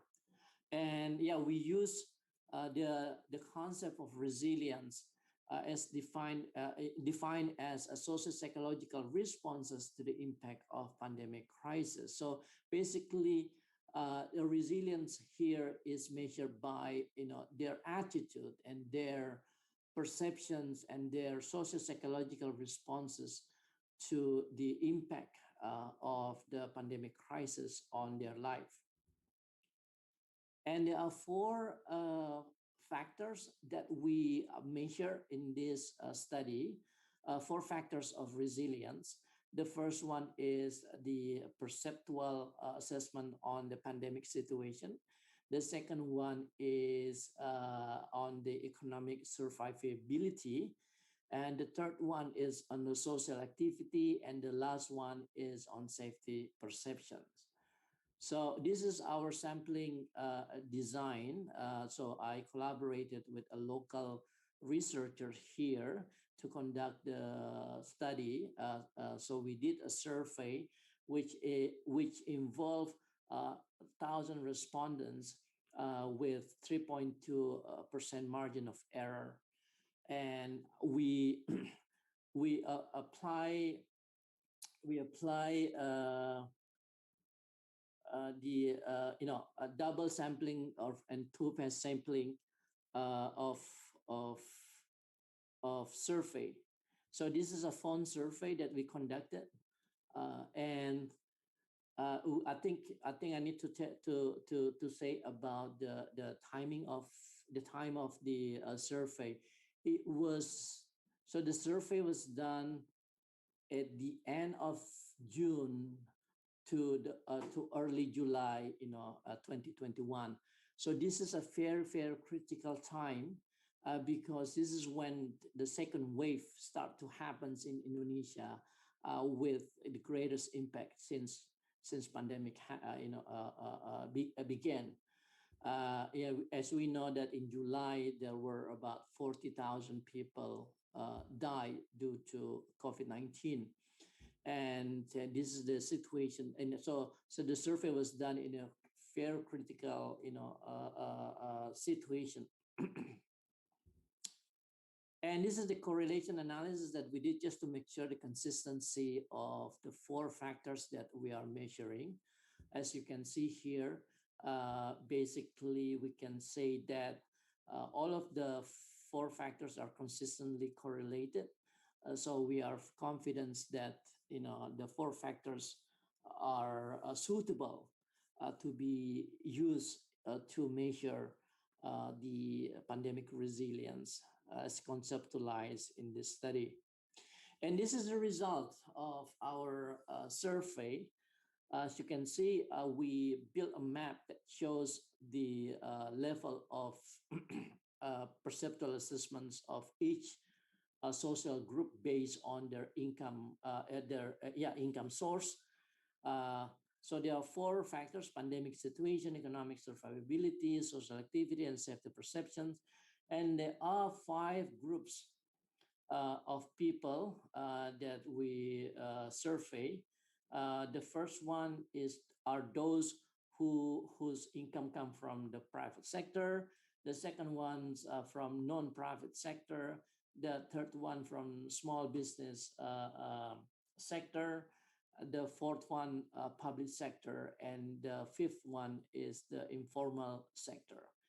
Now, I would like you to focus on the last one, informal sectors, because in our study, we treat this group as the representation of the lower class population in Indonesia. They, overall, statistically speaking, nationally speaking, informal sectors make around 40% of Indonesian population. So 40% of Indonesian populations, make a livelihood, make a living from the informal sectors. And the result is quite interesting, as you can see from the spider web here. The greatest area comes from the informal sectors, surprisingly. If we use the assumptions that lower class people are more vulnerable, then the informal sectors, web here should be the smallest one, but surprisingly is the largest one here, as you can see. And also surprisingly, the private sectors, which we can assume are those people who are in the middle class group of populations or even higher, they have the smallest spider web. So this is an interesting phenomenon, interesting data that we found. And I just want to elaborate a little bit about the informal sectors. This is the educational backgrounds of our respondents that makes a living from informal sectors. The majority are primary school educated. Okay, so 42% are people who educated only at the primary school level, and then followed by 27% with high school education, and then the middle school makes the third one, 18%. There are 7.73% who went to college, and then the last one, which is 4.83%, who have no formal education at all. So this is a sort of it illustrates the educational backgrounds of the informal sectors, which tend to have sort of higher resilience in terms of responding to the impact of the disasters. So what does it tell us? First of all, I would like to say that our local lower class population may have stronger ability to survive the impact of pandemic mentally and socio-psychologically. And how do we explain that? There are 2 possible explanations from a sociological point of view. The first one, we can refer to plenty of studies on social capital and disaster resilience that have been done by many sociologists and researchers in disaster studies. Social capital has been emphasized as a key factor in enhancing social solidarity and empathy among lower income groups in responding to a crisis. So studies have shown that lower class populations, especially in urban areas such as Jakarta, Manila, Mumbai, Johannesburg, or Rio de Janeiro, they tend to have a stronger social capital because they're because they live in a similar socioeconomic conditions, and these create a stronger social solidarity among themselves to help each other, because the only way to survive the difficult life is to help each other. So probably this is the reason why lower class populations from our survey shows a higher level of resilience. The second explanation is ignorance. Now, ignorance has been a very I think has been has been getting attention from sociologists. And there is a growing field called Sociology of Ignorance that studies, how ignorance becomes sort of a way of life among certain groups of people. And to use that notions, we can say that probably in this context, ignorance becomes a coping mechanisms among lower class population to cushion the health impact of pandemic. So they decided to ignore because they just want to live their life. They don't have the privilege to fear about the pandemic. Okay, so these are two possible explanations that help us, the ability of the lower class populations to survive the impact. I'm not saying that lower class populations do not need help from the government, or they are okay. Not at all. That's a different thing. I'm just saying that they are mentally and socio-psychologically, they have a stronger ability to, to withstand the impact of pandemic. So in conclusion, I would like to say that resilience, of course, is a complex phenomenon, and we cannot just make a linear explanations about resilience of one person or group by saying that, well, they are less vulnerable, they are more vulnerable than they are less resilient. So we have to sort of rethink about resilience in a more complex view. And the ability to survive the disaster impact is very much determined by multiple factors, both material and non-material. And to reiterate what many scholars and researchers in disaster studies have said, I would like to to highlight that or to underline that social relations at the grassroots levels plays a significant role in helping them to avert the social upheaval and turmoil with damaging effect. And this is probably the reason why we don't really see any sort of social upheaval among the lower class people especially in the urban areas during the pandemic. And with that, I would like to end my presentation. Thank you so much. I'm looking forward to any question and comments and feedback. Okay, thank you, Dr. Sofulka, for the presentation. You still have 5 minutes, actually. And for the question and answer session, we will have that after the next presenter finish the presentation. So, for Dr. Muhammad Yonda, are you here already? Yeah. Okay. For Dr. Muhammad Yonda, stage is yours.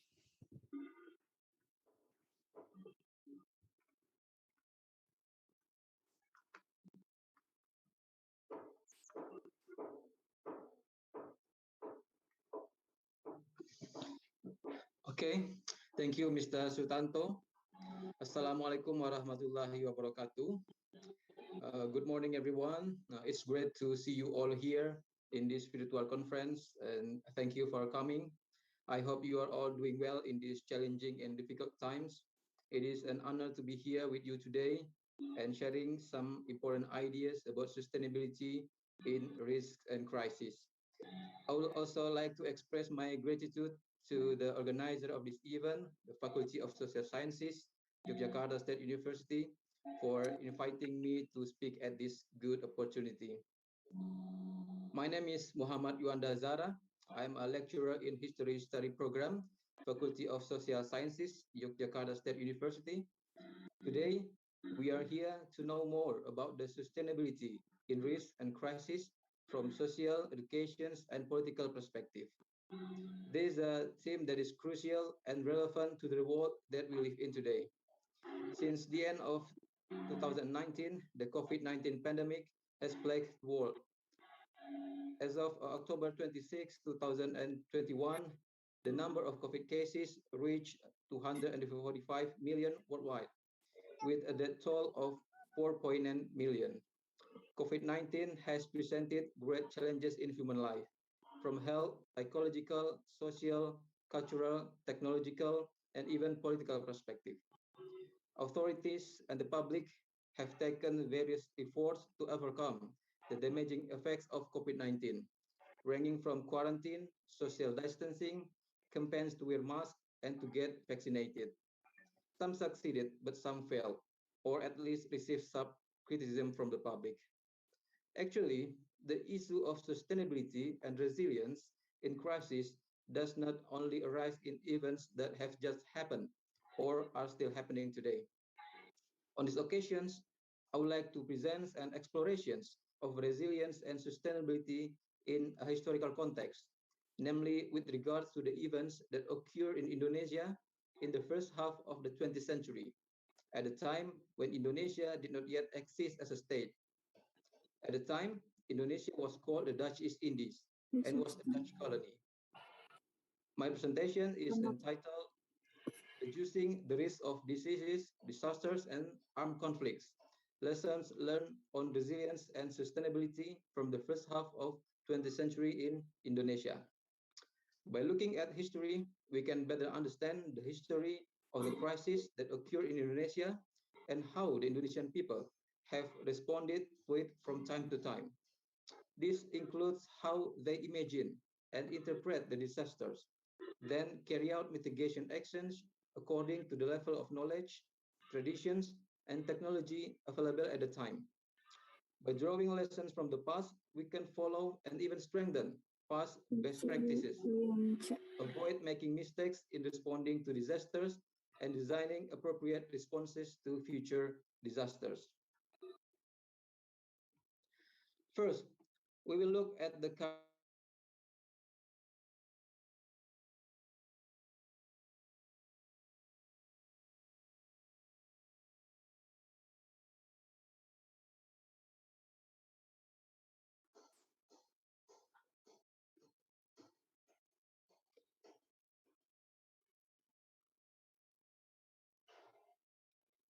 and after that, we will see how Indonesian society and authorities, including colonial, traditional, and religious authorities, respond to the crisis. Finally, we will discuss what lessons can be learned from the cases of crisis in the past, which of course will be beneficial of the academic world as well as for the community and policymakers. So,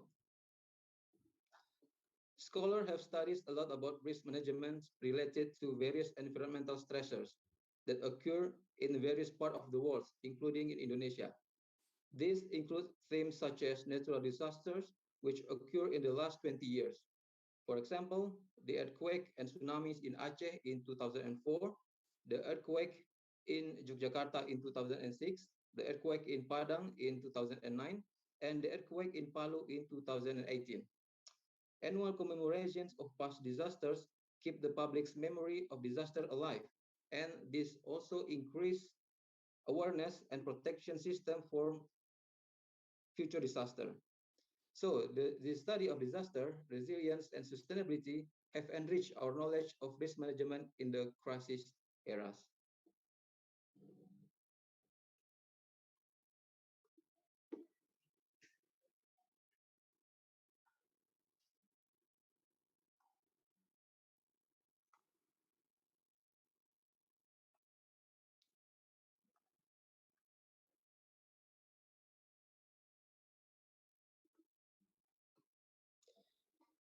Okay, however, a very few studies have been conducted to explore the role and contribution of society to various environmental stressors in the distant past.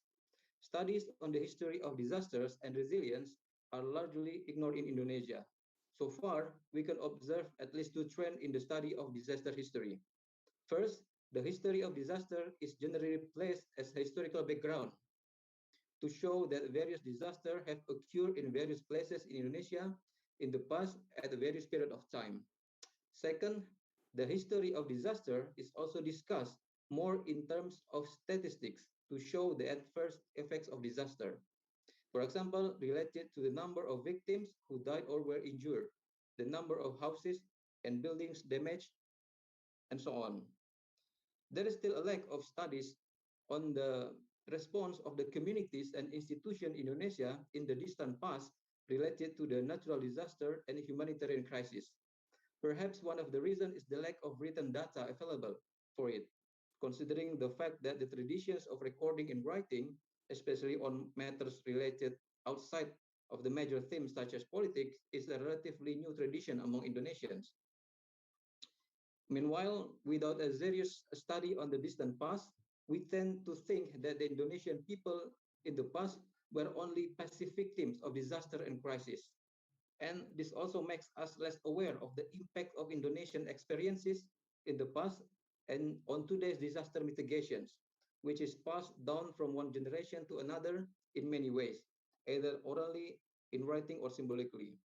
So the main question I ask is, did the people and authorities in Indonesia, especially in the first half of the 20th century, think about resilience and sustainability in responding to crisis? If so, what were their thoughts about environmental problems, risk management, and assessments, about the socioeconomic strength of the community in responding to them? How did they respond to natural, social, and health challenges that have major impacts on their lives? And how did the authorities, including colonial authorities, traditional leaders, and religious leaders, try to mitigate disasters and try to reduce the impact of future disasters? My goal is that by examining various historical contexts in the past, we will get many lessons on how to develop an effective crisis management system based on knowledge and experiences that live in the memory of the Indonesian people. This will be also useful for the policy making in reducing the risk of crisis. So there are several examples of cases in the first half of 20th century that we can discuss related to disasters, resilience, and sustainability. This period is a crucial period because it is one of the most decisive periods in Indonesian history. This period is a crucial period because politically, in the first half of the 20th century, Indonesia was under three different powers, namely the Dutch colonial government, the Japanese occupation government, and the Indonesian independent government. I will focus on the late colonial periods, or to be precise, until the arrival of Japanese forces. So first, I would like to talk to you about the so-called the Spanish gripe, or the Spanish flu pandemic, also known as the influenza pandemic of 1918 until 1919. In the Dutch Indies at the time, this virus was referred to as the Spanish gripe. In 1918, the world was shocked by the appearance of a disease known as the Spanish flu. The cause is influenza virus type A subtype HNN1. US virologist Jeffrey Thornberger labeled the Spanish flu the mother of all pandemics, while other scholars call it the deadliest influenza outbreak of the 20th century and one of the most terrible pandemics in human history. The death rate from this virus varies. Some scholars estimate that 25 million people died worldwide. There are also scholars who put forward the figure of 40 to 50 million deaths. The virus was spread from person to person, transmission through airborne respiratory secretions. As a result, the flu was spread according to human movement. Its movement to various places was also driven by the movement of people through the ports. The First World War was underway, and the massive movement of troops and the displacement of the populations were making the spread of the virus even further. The pandemic that occurred in the several waves reached Western Europe, Eastern Europe, India, the South Pacific, the United States, and the Dutch East Indies. In the Dutch East Indies, it is suspected that the virus was carried by Chinese immigrants who sailed from Hong Kong to the Dutch Indies around 1918.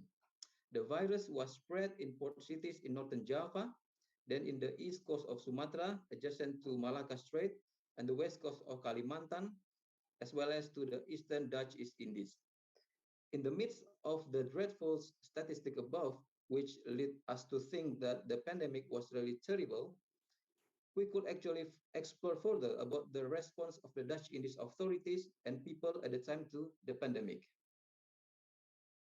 The Dutch East Indies government tried to close the border from the entry of foreigners from areas whose territory or populations had been infected with the flu virus. The network of colonial states plays an important role here. The British government in Hong Kong warned the Indies government that there was a dangerous case of pandemic in Hong Kong. In response, the Indies Consul in April 1918 urged the colonial government in Batavia to refuse Hong Kong ships to dock in Batavia. However, this insistence was not taken into account by the central government in Batavia. As a result, foreigners continued to come to the Indies. About 3 months after the warning, influenza patients started appearing in hospitals in the Indies, and in the following months, the number increased rapidly. While ships carried viruses from abroad, railways carried viruses from port cities to inland cities in the Dutch East Indies. By the end of 1918, influenza outbreaks were reported to have reached West Java, Central Java, East Java, and even Bali. In Magelang, it is estimated that the Spanish flu spread to the region through traders from Yogyakarta, who traded in Magelang. Another opinion states that Ambarawa in Central Java was one of the places where the Spanish flu spread, given its high and windy locations, which facilitates the spread of the influenza virus. The spread also occurred in many villages in Central Java. And the colonial government formed a special team to deal with the influenza epidemic and treat those infected. This team was under the head of the Public Health Service. The team conducted an investigation into the origin of the virus. One of the findings was that the disease was transmitted through the air. So the colonial government then ordered preventive measures, namely by distributing masks to the people whose area were hit by the disease. And to ensure that more and more citizens were alert, the government was also actively campaigning to the community down to the villages about various aspects of the disease, from its symptoms, the process of spreading, to prevention and treatment efforts. Dutch officials gathered indigenous officials, especially village heads, and explain about the disease. From there, the village heads would present it all to the village community meeting. In fact, the government also published a manual on influenza, which was written in Javanese language and script, and used Punakawan characters from wayang, the Javanese puppet theater. The aim was for the public to understand the dangers of influenza in the language, rhetoric, and medium that was close to them. A number of non-state actors also took part in overcoming the impact of the Spanish flu. One of them was the Netherlands Zending Genootschap, or the Dutch Zending Society, who used their hospital and doctors to treat the Spanish flu patients in Mojowarno, Jombang, East Java. Pastors and Zending doctors were also tasked with disseminating information about virus aspects of the disease, from its symptoms to first aid if people got sick. And it is also important to know about the response of the native people to save themselves from the Spanish flu pandemic. Most of the native people in the Indies were still illiterate, uneducated, lacked medical knowledge, and did not have access to modern health facilities. And they interpreted this flu pandemic in two ways. First, using the experiences and knowledge passed down from the previous generation regarding the herbal medicines to prevent and treat colds. One example was making a concoction made from the temulawak plant, also known as the curcuma xanthorrhiza or Java turmeric, as a way to warm the body and restore the condition of patients with flu. On the other hand, there were also people who judged this flu pandemic from a mystical perspective by relating it to the syncretic belief. The pandemic, which made many people sick and dead, was interpreted as a result of human sin because they have violated sacred objects or places. As might be expected, the response they took was far from the modern medical endeavors.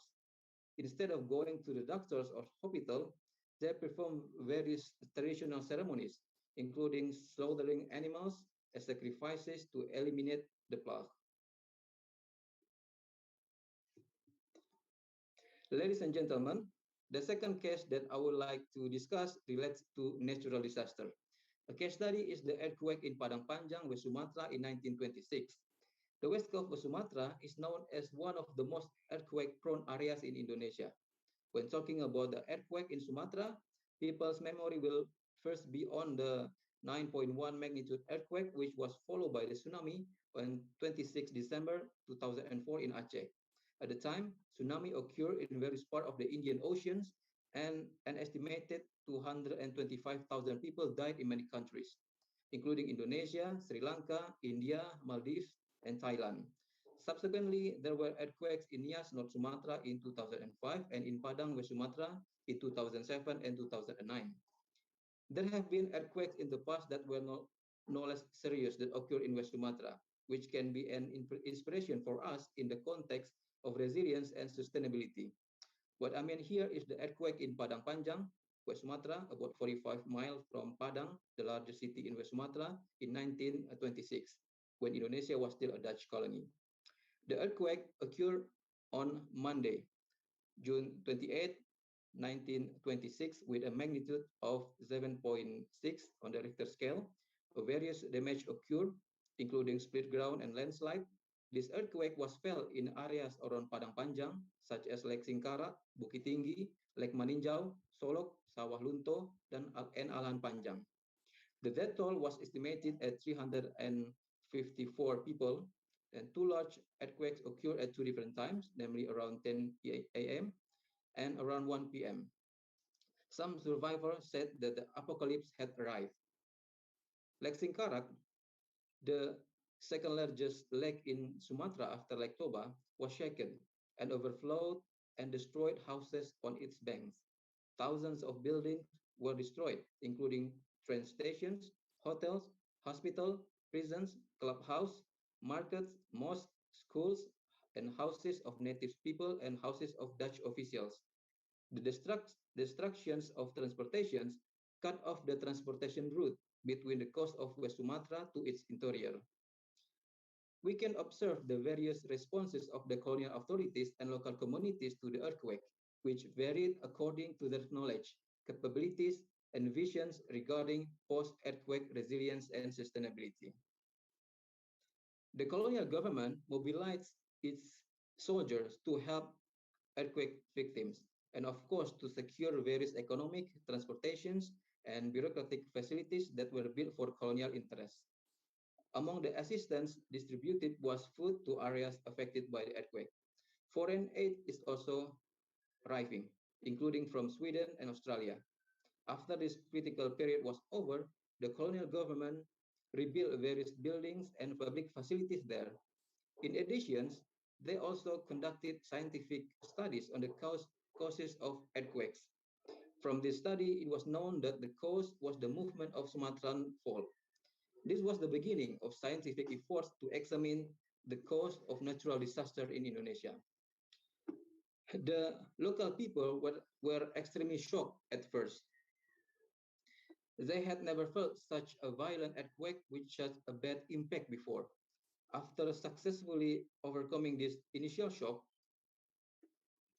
they immediately took a crucial action, namely to help those who were injured or were under the rubble of buildings. Thus, the death rate could be reduced. In addition, the community immediately set up a massive camps near the Padang Panjang market. Minangkabau migrants residing on the island of Java helped people in their hometown who were suffering, including by sending donations. These donations were collected and distributed through a program called the Studi Fonds Kota Gedang Betawi branch. A number of religious organizations and local press institutions also helped the earthquake victims by establishing what were known as the Gempa Funds or the earthquake funds. Some people choose to move to another place to get rid of their trauma and rebuild their life. Rahmah El Yunusia, the founder of the modern Islamic school for women in Padang Panjang, Diniyah Putri, described the evacuations of the earthquake victims like a group of caravans in the Sahara Desert who were flocking to move another place with their own burdens. Meanwhile, those who remained were trying to find inner peace by chanting Takbir, God is great, and praying and asking for forgiveness from God. The mosques were filled with worshippers at the time of the noon prayer. An Indonesian national hero, a famous scholar and a prolific writer who was born in Agam, West Sumatra, Haji Abdul Karim Malik Amrullah, also known as Hamka, was a historical actor who experienced firsthand the events of the 1926 earthquake. He recorded his traumatic experience as well as the local community's response to the earthquake in his greatest work, Tafsir al-Azhar, a collection of interpretations of the Quran with a very Indonesian nuance. In Tafsir al-Azhar, volume 6, Hamka interprets Surah Al-Hajj, the 22nd surah of the Quran, which in its first verse tells about how terrible the day of judgment will be because of the great shocks. In order to inform his readers of what a violent shaking looks like, Hamka used an earthquake as an example of a natural shock. He then told his own experience related to the earthquake in Padang Panjang in 1926. He, who was 18 years old at the time, witnessed the swaying of logs, landslides by the lake, and the deaths of his relatives and villagers. He underlined about the extraordinary fear that spread rapidly among the villagers. Bukan main cemas, bingung, ngeri dan takut kami seisi negeri ketika itu. We, the villagers, were really worried, confused, horrified, and scared at the time. However, then the villagers tried to control themselves. Hamka noted that the villagers helped each other to assist those who were injured. And there was one other important lesson that Hamka emphasized, which according to him was important to prevent loss of life if another big earthquake occurs in the future. The lesson was that the local villagers learned that they had to abandon the old ways of building houses. Previously, people made houses with stone or cement. This construction is dangerous when an earthquake occurs because it is easily destroyed and hits the occupants of the house. After the earthquake, Hamka said, the villagers first built a wall of wire or flattened bamboo laths, also known as the pelupuh, and then coated the outside with cement or with cement mixed with fine sand. Thus, if an earthquake occurs again, only the cement that is on the outside of the wall will fall out, while the iron bones or the pelupuh will remain intact and can be rebuilt. Hamka noted that almost 4 decades later, residents in his village continued to use this new method when building houses. In addition, Hamka also emphasized that there was a new awareness that emerged among the villagers after the earthquake, namely awareness about how vulnerable they were to various disasters, both earthquakes and volcanic eruptions, considering the fact that Padang Panjang is close to the Mount Marapi, one of the most active volcanoes in Sumatra. Ladies and gentlemen, the third and last case study that I would like to present relates to the humanitarian crisis, namely war, and how the authorities and Indonesian people have responded to mitigate its negative impact on society. So, at the end of 1941 to early 1942, there was a major event that changed the face of Indonesia politically forever, namely the Japanese invasion of the Dutch East Indies. This invasion was part of the Second World War, which first broke out in Europe in 1939, which was marked by the Nazi Germany's invasions of its neighboring countries. War also broke out in the Asia and the Pacific, waged by the Nazi ally in Asia, Japan. On 7 December 1941, Japanese troops bombarded the US naval base at Pearl Harbor, Hawaii. This deadly attack forced the US and a number of other countries, including the Netherlands and the Dutch East Indies, to declare war on Japan. Japan launched various attacks on the region in Asia, Southeast Asia, and the Pacific. It included attacks on China, Manchuria, Hong Kong, Philippines, Indochina, and Southeast Asia, including the Dutch East Indies. Within a few months, Japanese troops succeeded in conquering the Indies, and from March 1942 until August 45, the Indies were under Japanese occupations. The Japanese invasions of the Indies between late 1941 and early 1942 had caused many casualties, not only among Dutch soldiers, but also among Indonesians and Europeans. The Japanese airstrikes also destroyed many public facilities and properties, including homes and government buildings. Only a few scholars have studied this period of the Japanese invasions. This is much different from the many studies regarding the Japanese occupation period between March 42 until August 1945. In fact, we can also examine the theme of resilience and sustainability of the Indies authority and native people in the face of this humanitarian disaster. Realizing that the Japanese invasions resulted in significant loss of life and tremendous property damage, the Indonesian nationalists sought to find ways to prevent the Indonesian people from being affected, or at least to reduce the potential harm to ordinary people.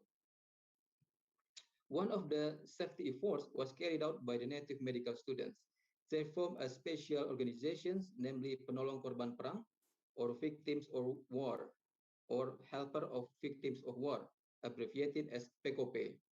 The colonial government supported the existence of PKP because they realized that they themselves were not fully capable of protecting the Indonesian people from Japanese attacks.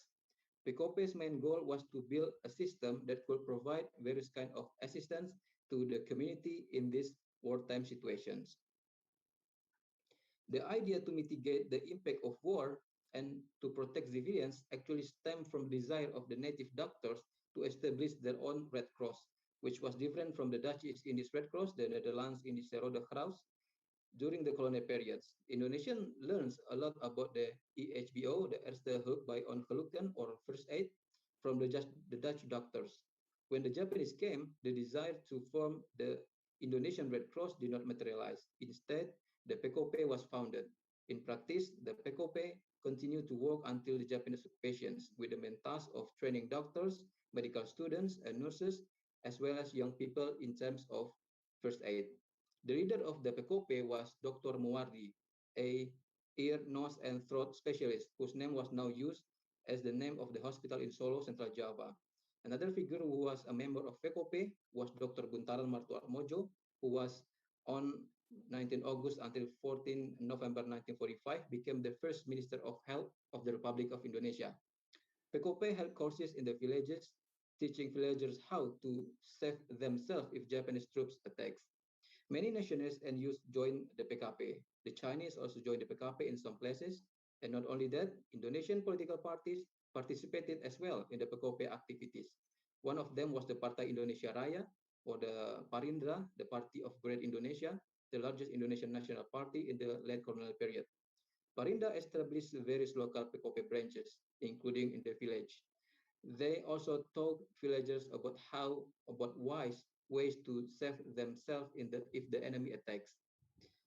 Indonesian nationalists and religious leaders also joined the PKP. Prior to the Japanese arrival in Bengkulu, the Bengkulu residents, Hoyakas, discussed the atrocities of the Japanese troops with Sukarno. a prominent figure in the Indonesian national movement who was being exiled by the Dutch there for his anti-colonial activities.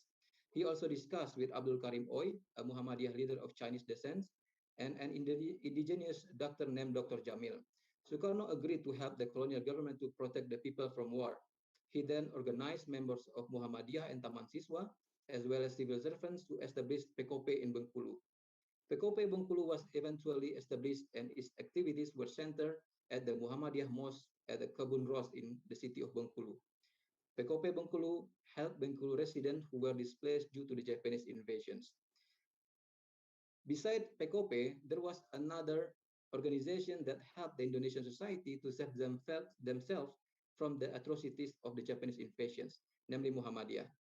As an organization which since 1912 has been trying to modernize the Muslims of the Indies and improve their welfare, education, and health, Muhammadiyah felt the need to participate in saving civilians during the Japanese invasion of the East Indies. In addition, Muhammadiyah members were also victims of Japanese air attacks, for example, in the early 1942. The Central Board of Muhammadiyah in Yogyakarta established a special organization to protect civilians from war, the Central Committee Panggilan Beramal, or Central Committee for Calls for Charity. This committee strove to protect the lives, property, and mental well-being of the people from Japanese attacks. The committee also called the Indonesian Muslim to protect mosques from Japanese bomb attacks. Not only that, this committee also persuaded people from various religious and ethnic backgrounds to help each other and work together to reduce the bad risk of war against civilians. Muhammadiyah recommended that this committee be established in various areas in the Dutch East Indies. And Muhammadiyah's efforts to promote the protection of civilians were also carried out by employing a well-known nationalist leader who was also affiliated with Muhammadiyah, Sukarno. As previously stated, at the time of the Japanese invasion, Sukarno was being interned by the colonial government in Bengkulu because of his anti-colonial political activities. There, he became chairman of the Bengkulu branch of the Muhammadiyah Teaching Council, as well as the teacher at Muhammadiyah School. Muhammadiyah Bengkulu branch on 8 January 1942 held a public lecture called the Luchtbescherming, or self-protection from air attacks. Muhammadiyah wished to educate its members and the people of Bengkulu about the dangers of airstrikes and what action needed to be taken so that people can save themselves if Japanese bombers drop bombs on the city. It was reported that around 1,000 people attended the course, which was held at the Bengkulu branch of Muhammadiyah Mosque complex. This indicates that the people of Bengkulu were enthusiastic about protecting themselves from the danger of air attacks. As the main speaker, Sukarno explained about the types of Japanese fighter planes, then explained about how to protect themselves from these war planes. In addition to physical security, Sukarno also appealed to the people of Bengkulu to maintain peace of mind, among others by avoiding listening to provocative radio broadcasts, by helping each other, and by strengthening faith and trust in God. Ladies and gentlemen, that concludes my presentations. However, I would like to quickly summarize the main points or takeaways from the discussion above or of various crises from the past. There are several conclusions that can be drawn. My presentation shows that the various large-scale crises have occurred in Indonesia in the past, whether caused by viruses, nature, or humans. These crises shake, destroy, and change the foundation of social life, politics, and public health in Indonesia. Society and authorities have varied responses to this crisis. First, the Indonesian people, despite their initial shock, had a number of coping mechanisms in responding various crises and preventing future damage during crisis. At first, major crises take people by surprise, and they need some time to quickly understand what happened. Only then do they take steps to mitigate the impact. The first priority is to save the lives. After that, the reconstruction of the building and social life is carried out. Equally important, the Indonesian people in the past learned from the traumatic events they experienced, which then they used to as a guide so that in the future there will be fewer victims from disasters. Second, the authorities. In this case, the colonial governments as well as the local, nationalist, and religious leaders.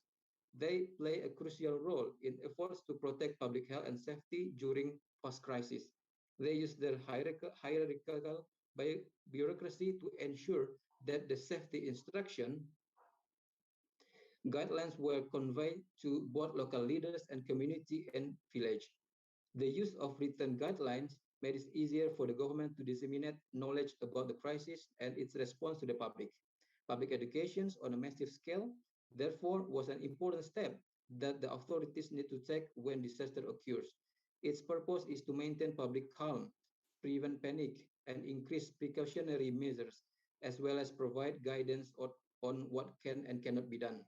Third, the second conclusion above does not mean that the native people only respond to disasters spontaneously and sporadically and without good planning and risk management. From the various cases that I have presented, it appears that the Indonesians also took part organizationally in mitigating risk of crisis. Gotong royong or mutual help is the initial basis for joint efforts to overcome crisis. However, in some cases, such as PKP and the Muhammadiyah Central Komite Panggilan Beramal, it is known that the native peoples were also capable of establishing and managing an organized, coordinated, and broad-scale system to carry out efforts to protect public health and safety in times of crisis. PKP members were Indonesian nationalists who were educated, especially in the fields of public health and safety. When a crisis arose, their national spirit emerged, and this combination of intellectuality and nationality was manifested in the form of organization that functioned to serve the public. The same thing was also observed in Muhammadiyah. In these organizations, element of nationalism, scholarship, and coupled with religious zeal have encouraged this organization to help save the lives and property of the Indonesian people in the midst of cerebral war. Therefore, from the cases above, I would like to suggest that the authorities and the public need to learn more from the cases of disease, natural disaster, and humanitarian crisis in the past, both from the past century, as well as hundreds of years ago, about how the Indonesian people and authorities thought and acted regarding resilience and sustainability in times of crisis. Even though these two terms were not known at the time when the disaster occurred, government policies when a disaster occurs must be based on an understanding of local knowledge and traditions about disaster and their mitigations. The government needs to guide the public in a scientific way that is easily understood, in a way that is easily understood by the commoners. In addition, my presentation is an appeal for social science scholars to actively participate in studying various themes about resilience and sustainability, not only in the cases that have occurred in the last 10 or 20 years, but also further back to decades, hundreds of years, or even more than a millennium ago.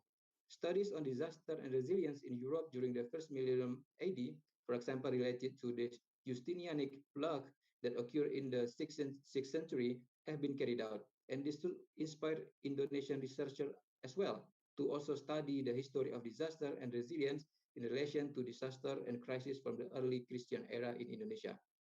This will be very useful in providing the Indonesian public and the academic world with the knowledge about the long traditions and resilience and sustainability in Indonesia, as concepts that have in fact existed for a very long time among the Indonesian people, which for centuries have been tested by various natural disasters and humanitarian crises. On the other hand, this kind of study will also provide rich insight for current policymakers, which will undoubtedly help them a lot in formulating policies for disaster mitigations in the future. And that brings us to the end. I sincerely appreciate that I have had this opportunity to present to you. Thank you so much for your interest and attention. Wassalamualaikum warahmatullahi wabarakatuh. Stay safe and stay healthy for everyone. Thank you. Thank you, Dr. Yuanda Zara, for your presentation. Okay. I reckon from this both presentation, actually, it has a link between the presentation presented by Dr. Zulfikar Amir and Dr. Yuanda Zara. Both present the coping capacity of society in modern era and in the previous era, the old era. So we can compare both of them in the next discussion. I also reckon that from the results conducted by Dr. Zulfikar Amir, it has a very shocking result that Actually, the lower class has a greater resilience than the higher one. And it's all from the theory, actually. But because of some cases regarding the grassroots solidarity and what would call it, they can cope with the pandemic better than the higher class people. And from those presentation, we have already had several questions. The one questions addressed to Dr. Yuanda and several addressed to Dr. Zulfikar Amir. There are two questions almost similar in concept. There is a question from, wait a second, from Dr. Nursida Arif, and then the question from Mehdi from Universitas Negeri Malang. Both of them ask about the indigenous people or culture in Indonesia. For Dr. Nursida, she asked about do different cultures generate resilience in different ways, while Mehdi from UM asking about how do you assess the resilience of indigenous people in Indonesia in facing disaster, especially during the pandemic? That's the question about cultures and indigenous people for Mr. Zulfikar Amir. And then there's an interesting question from Mr. Agus Murdiastomo to Mr. Zulfikar Amir, that the pandemic in Indonesia has had a major impact on the economy, especially for people who have informal business. However, this doesn't apply to those who are able to take advantage of information technology by selling online. This group is able to survive, even take advantage of the pandemic situation. Has this group been specifically mapped in your research, maybe? And then there are one question for Mr. Yuanda from Danu. It was noted that the Indonesian people, despite the initial shock, had a number of coping mechanisms in response to various crises to prevent future damage during the crisis. However, during this COVID-19 pandemic, Indonesia is quite overwhelmed in experiencing a crisis. What is your response to this? Now, I would like to invite Dr. Zulfikar Amir to respond to this question. Please, Dr. Zulfikar Amir. Thank you, Mr. Moderator. I can see here that I have 3 questions to address, right? Okay, the first one coming from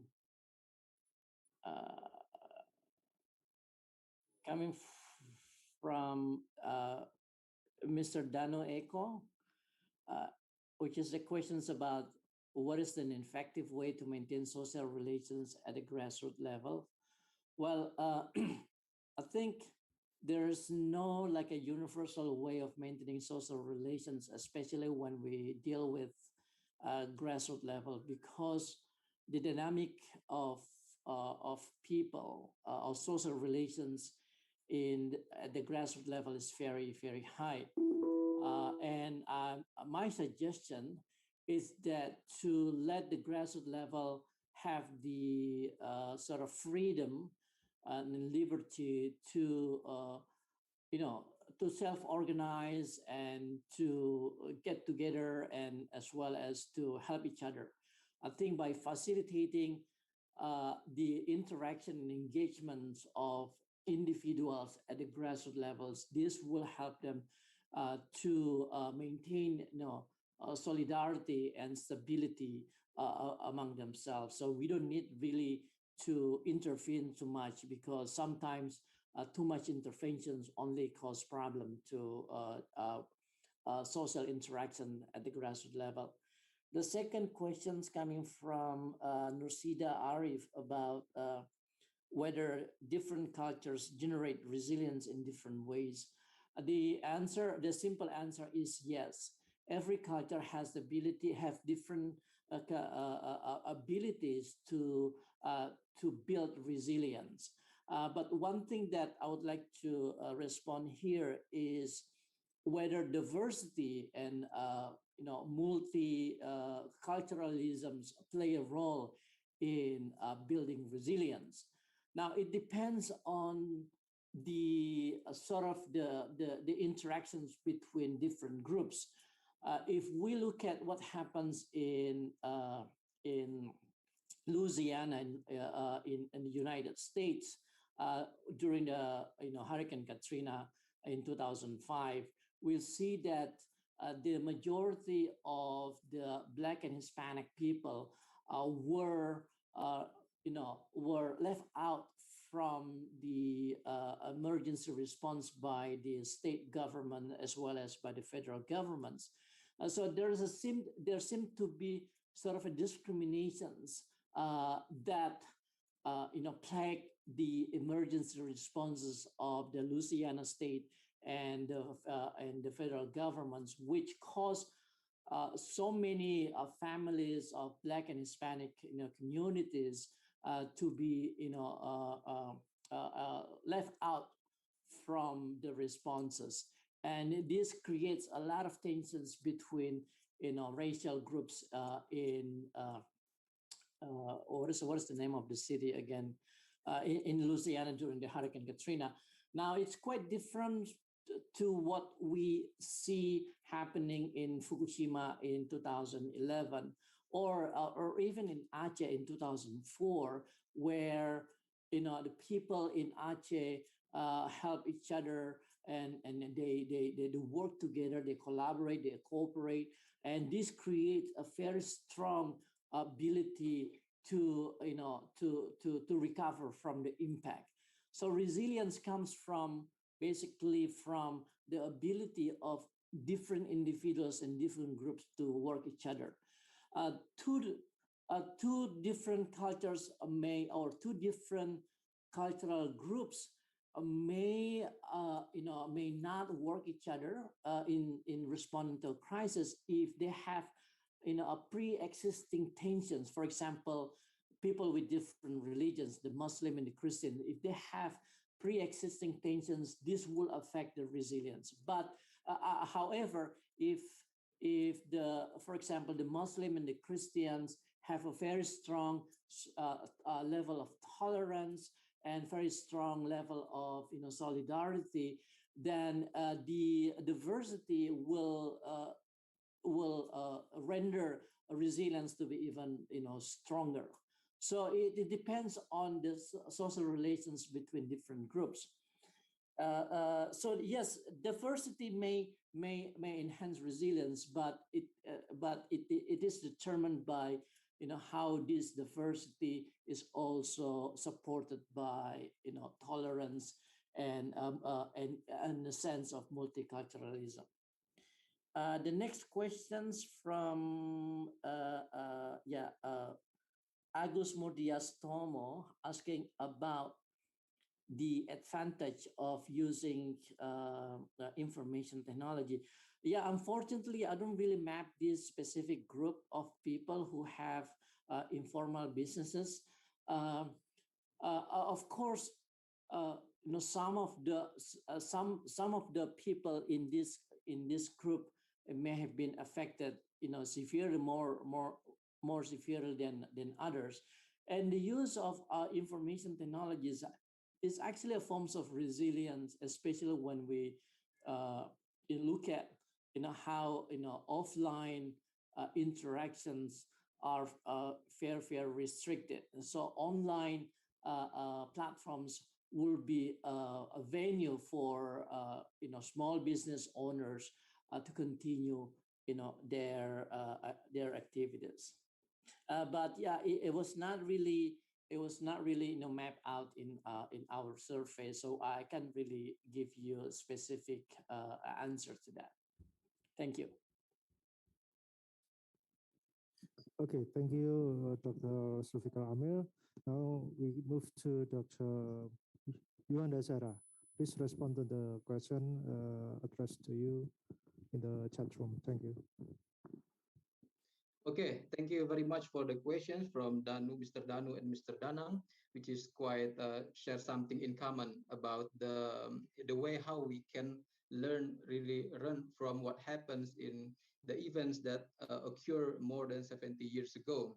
The idea is that the first questions from Mr. Danu about the difficulties in overcoming the pandemics nowadays. I think it has to do with so many factors. First, many Indonesians, I think, only realize that Indonesia is prone to the natural disaster only in the last 20 years, especially after the tsunami in Aceh. And then many people really like to find out what happened in the past in Indonesia. But they do not really try to find out what happens in the distant past. I mean, I talk about what happened in Indonesia in 1980, 1942, in 1926, but then we can talk more about what happened in the very, very distant past. For example, there is also a case with what happened in the area near Banten with the eruptions of the Krakatau in 1883, which so far only most of the scholars talk more about the technical issues about the scope of the destruction, etc., but not much about the mitigations or the traditions of the local people in responding to these eruptions.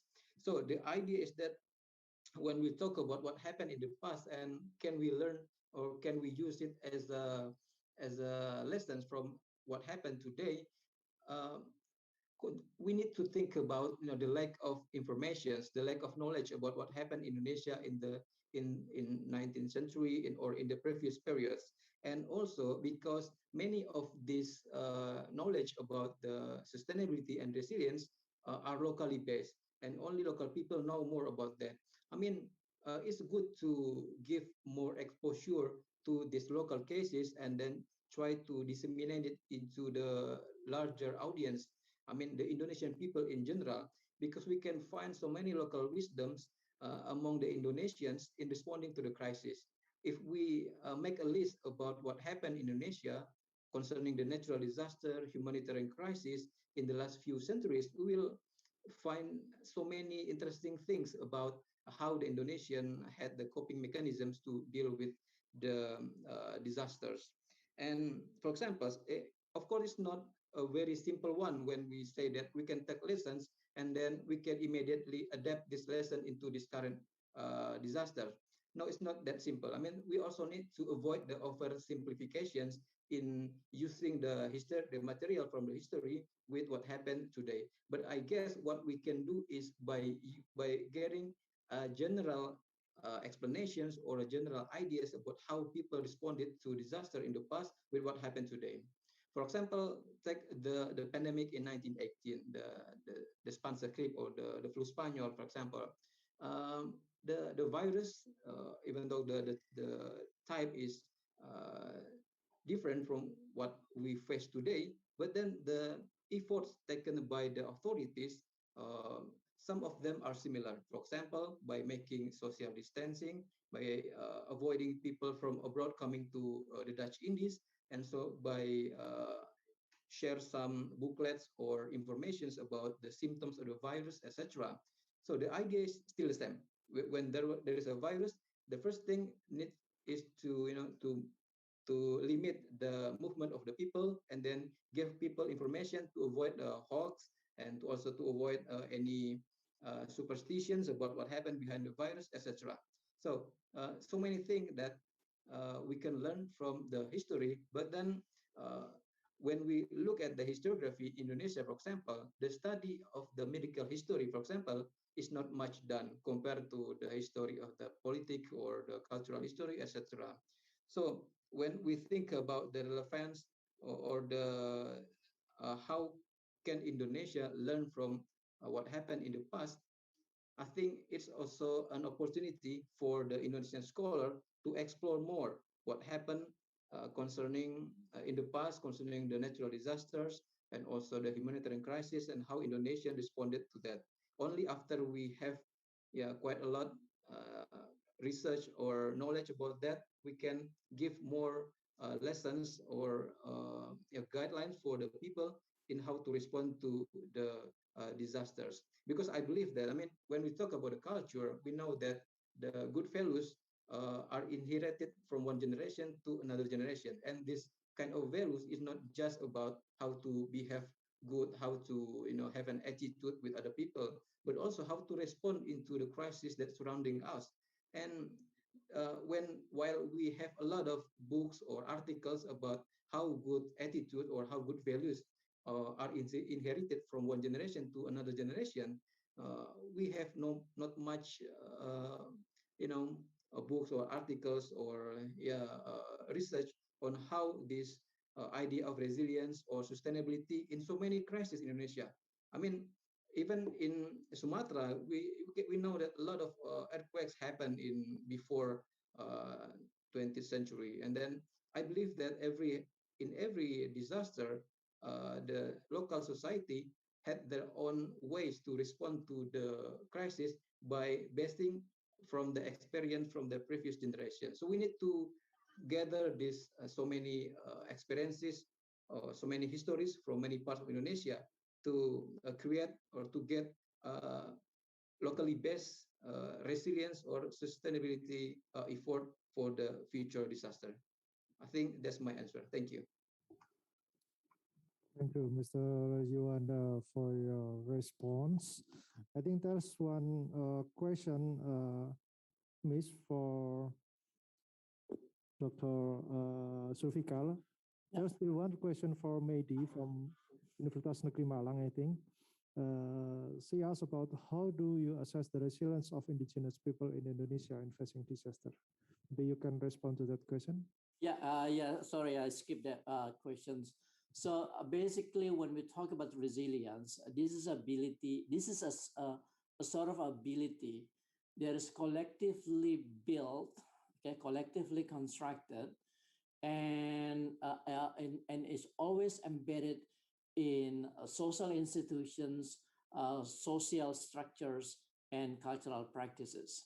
So the resilience ability of a group of people is always rooted in how they live their life, how they do things in their daily life, and how they perceive risk and threats in their environment. Now, indigenous people is often described as a specific group of or a community who follows a certain patterns of cultural practices. And in many cases, we can find that in those cultural practices, there are some forms of activities and also local knowledge that embodies the resilience ability of the people. So indigenous people is usually resilient because they have,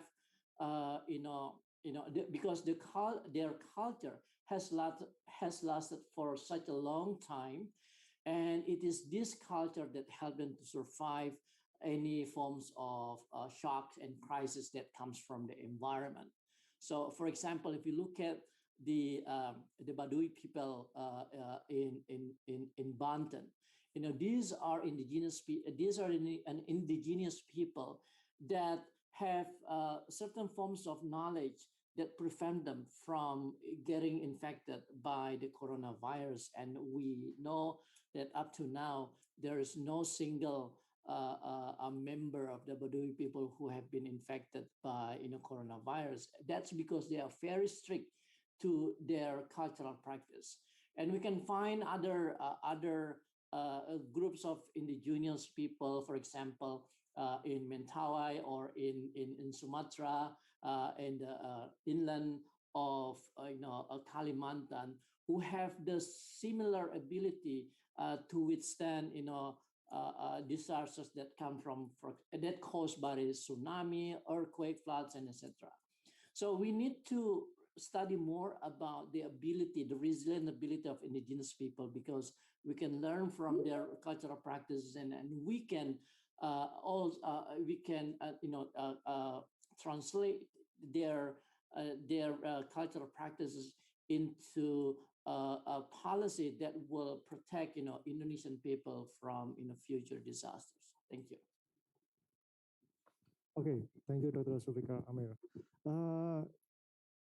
Comparing the both study conducted by Dr. Sulfikar Amir and Dr. Sarah, I think, can we conclude, I think it's a question to Dr. Sarah, can we conclude that in the past, the same condition like what is resulted by Dr. Sulfikar Amir also happened, where the lower class has a greater resilience than the higher class in the past?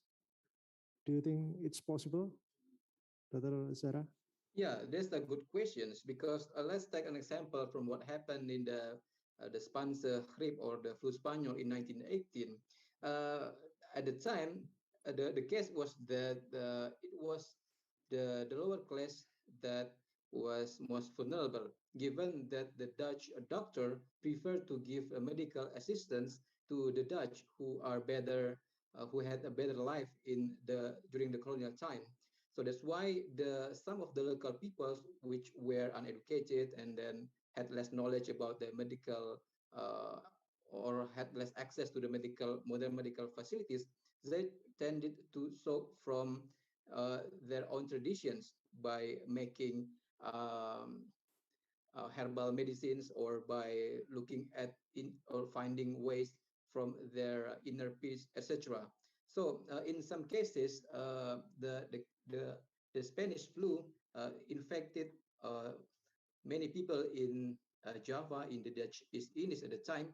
But then at the time, the lower class, because at the time there was also a racial policy in which only the Dutch or the white people, the European, could get access into the modern medical facilities. So that's why many lower or the commoners or common people at the time, got infected and they got no help from the medical facilities. Only at the end of the pandemic that the government tried hard to give support for this group of people. This also happened during the humanitarian crisis at war, for example, like what Dr. Zulfikar says. It was about, there is a tradition-based coping mechanism among the society in Indonesia. For example, what we call as the gotong royong. So it seems that because the cohesion in the traditional society is stronger than in the urban context, so that's why in the beginning, after they got shocked because of the disaster, then afterward they try to save their fellow residents, their fellow villagers at the time. And we can also learn that it was them that also try to not just save lives but also save properties, because this is another lessons that we can learn from what happened in the past. For example, during shortly after the eruption of Krakatau in 1883, there is a book jadi was written about the syair Lampung Karam, or the poem of Lampung Submerged, which told us about how the local society in South Sumatra and in Banten reacted into this. And then we can learn that during the crisis, it's not just about the safety of the people, but also we need to think about the safety of the property, because some people, for their own interest, try to steal other people's properties during the crisis. So this topic, even though was already mentioned in past crisis, can also be used in context nowadays. I mean, during the crisis, some people not just try to save other people, but also try to get some benefit from the misery of other people. And so many lessons that we can learn, including also for the protections of the lower class or the commoners at the time of the crisis, because there were their lack of medical access, their lack knowledge, and then they were easily deceived by the hoax or by the unproven information, etc. So in so many crises in the past, we can learn that the commoners are important to be taken into considerations.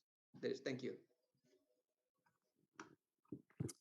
Thank you for both presenter for having a nice discussion today. And I think we can learn a lot from this presentation. And unfortunately, we already reached at the end of our question and answer session. Also, thank you for all of the participants for the nice discussion, also for the presenter. I will close this panel session by saying Alhamdulillah. Thank you for all. I hope you nice parallel session after this, and then see you again in the future. Wassalamualaikum warahmatullahi wabarakatuh.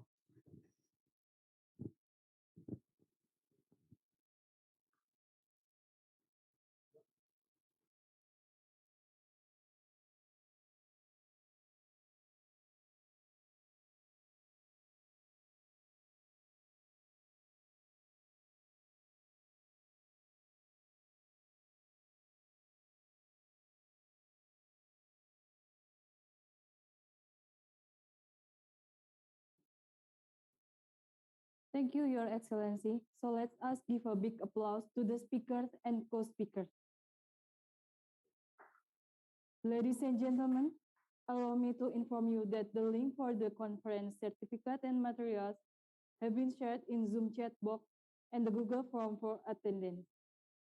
We kindly request all participants to save the link. Ladies and gentlemen, this is the end of the plenary session.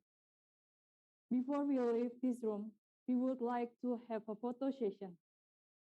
Please turn on your camera so the committee can document it.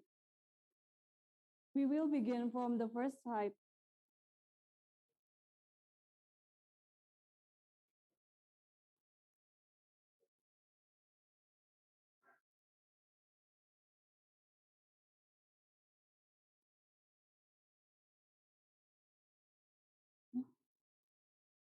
Next slide.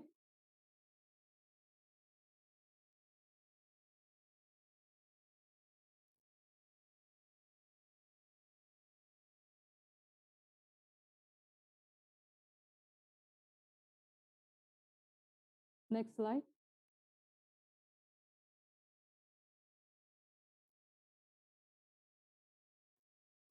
Next slide.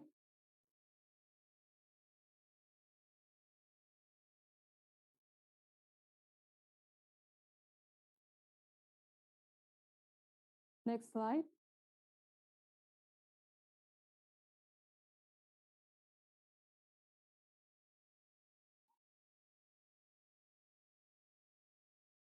And the last slide.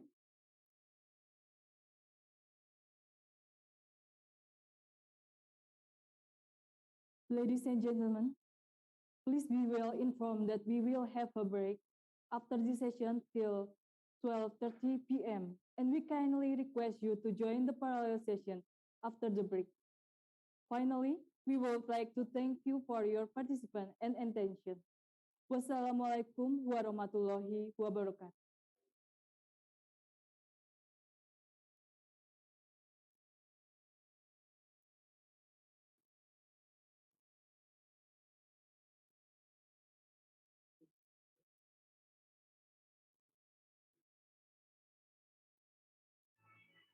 Every day, we find that souls by souls grow to be a successful human being. Each of these souls is not a self-born human being. Human always lives coexisting with others as social beings. Within the social life, humans are able to reach their success. The initial step of pursuing a bright future career is started here at Universitas Negeri Yogyakarta, Faculty of Social Sciences. The Faculty of Social Sciences of Universitas Negeri Yogyakarta is fully authorized to organize educations and non-educational study programs. The presence of the Faculty of Social Sciences amid the community's needs for social life certainly has its own goals. Our faculty has vision and mission. Our vision is to become a competitive, creative, and innovative faculty and of education and social sciences based on freedom, autonomy, and intellectuality.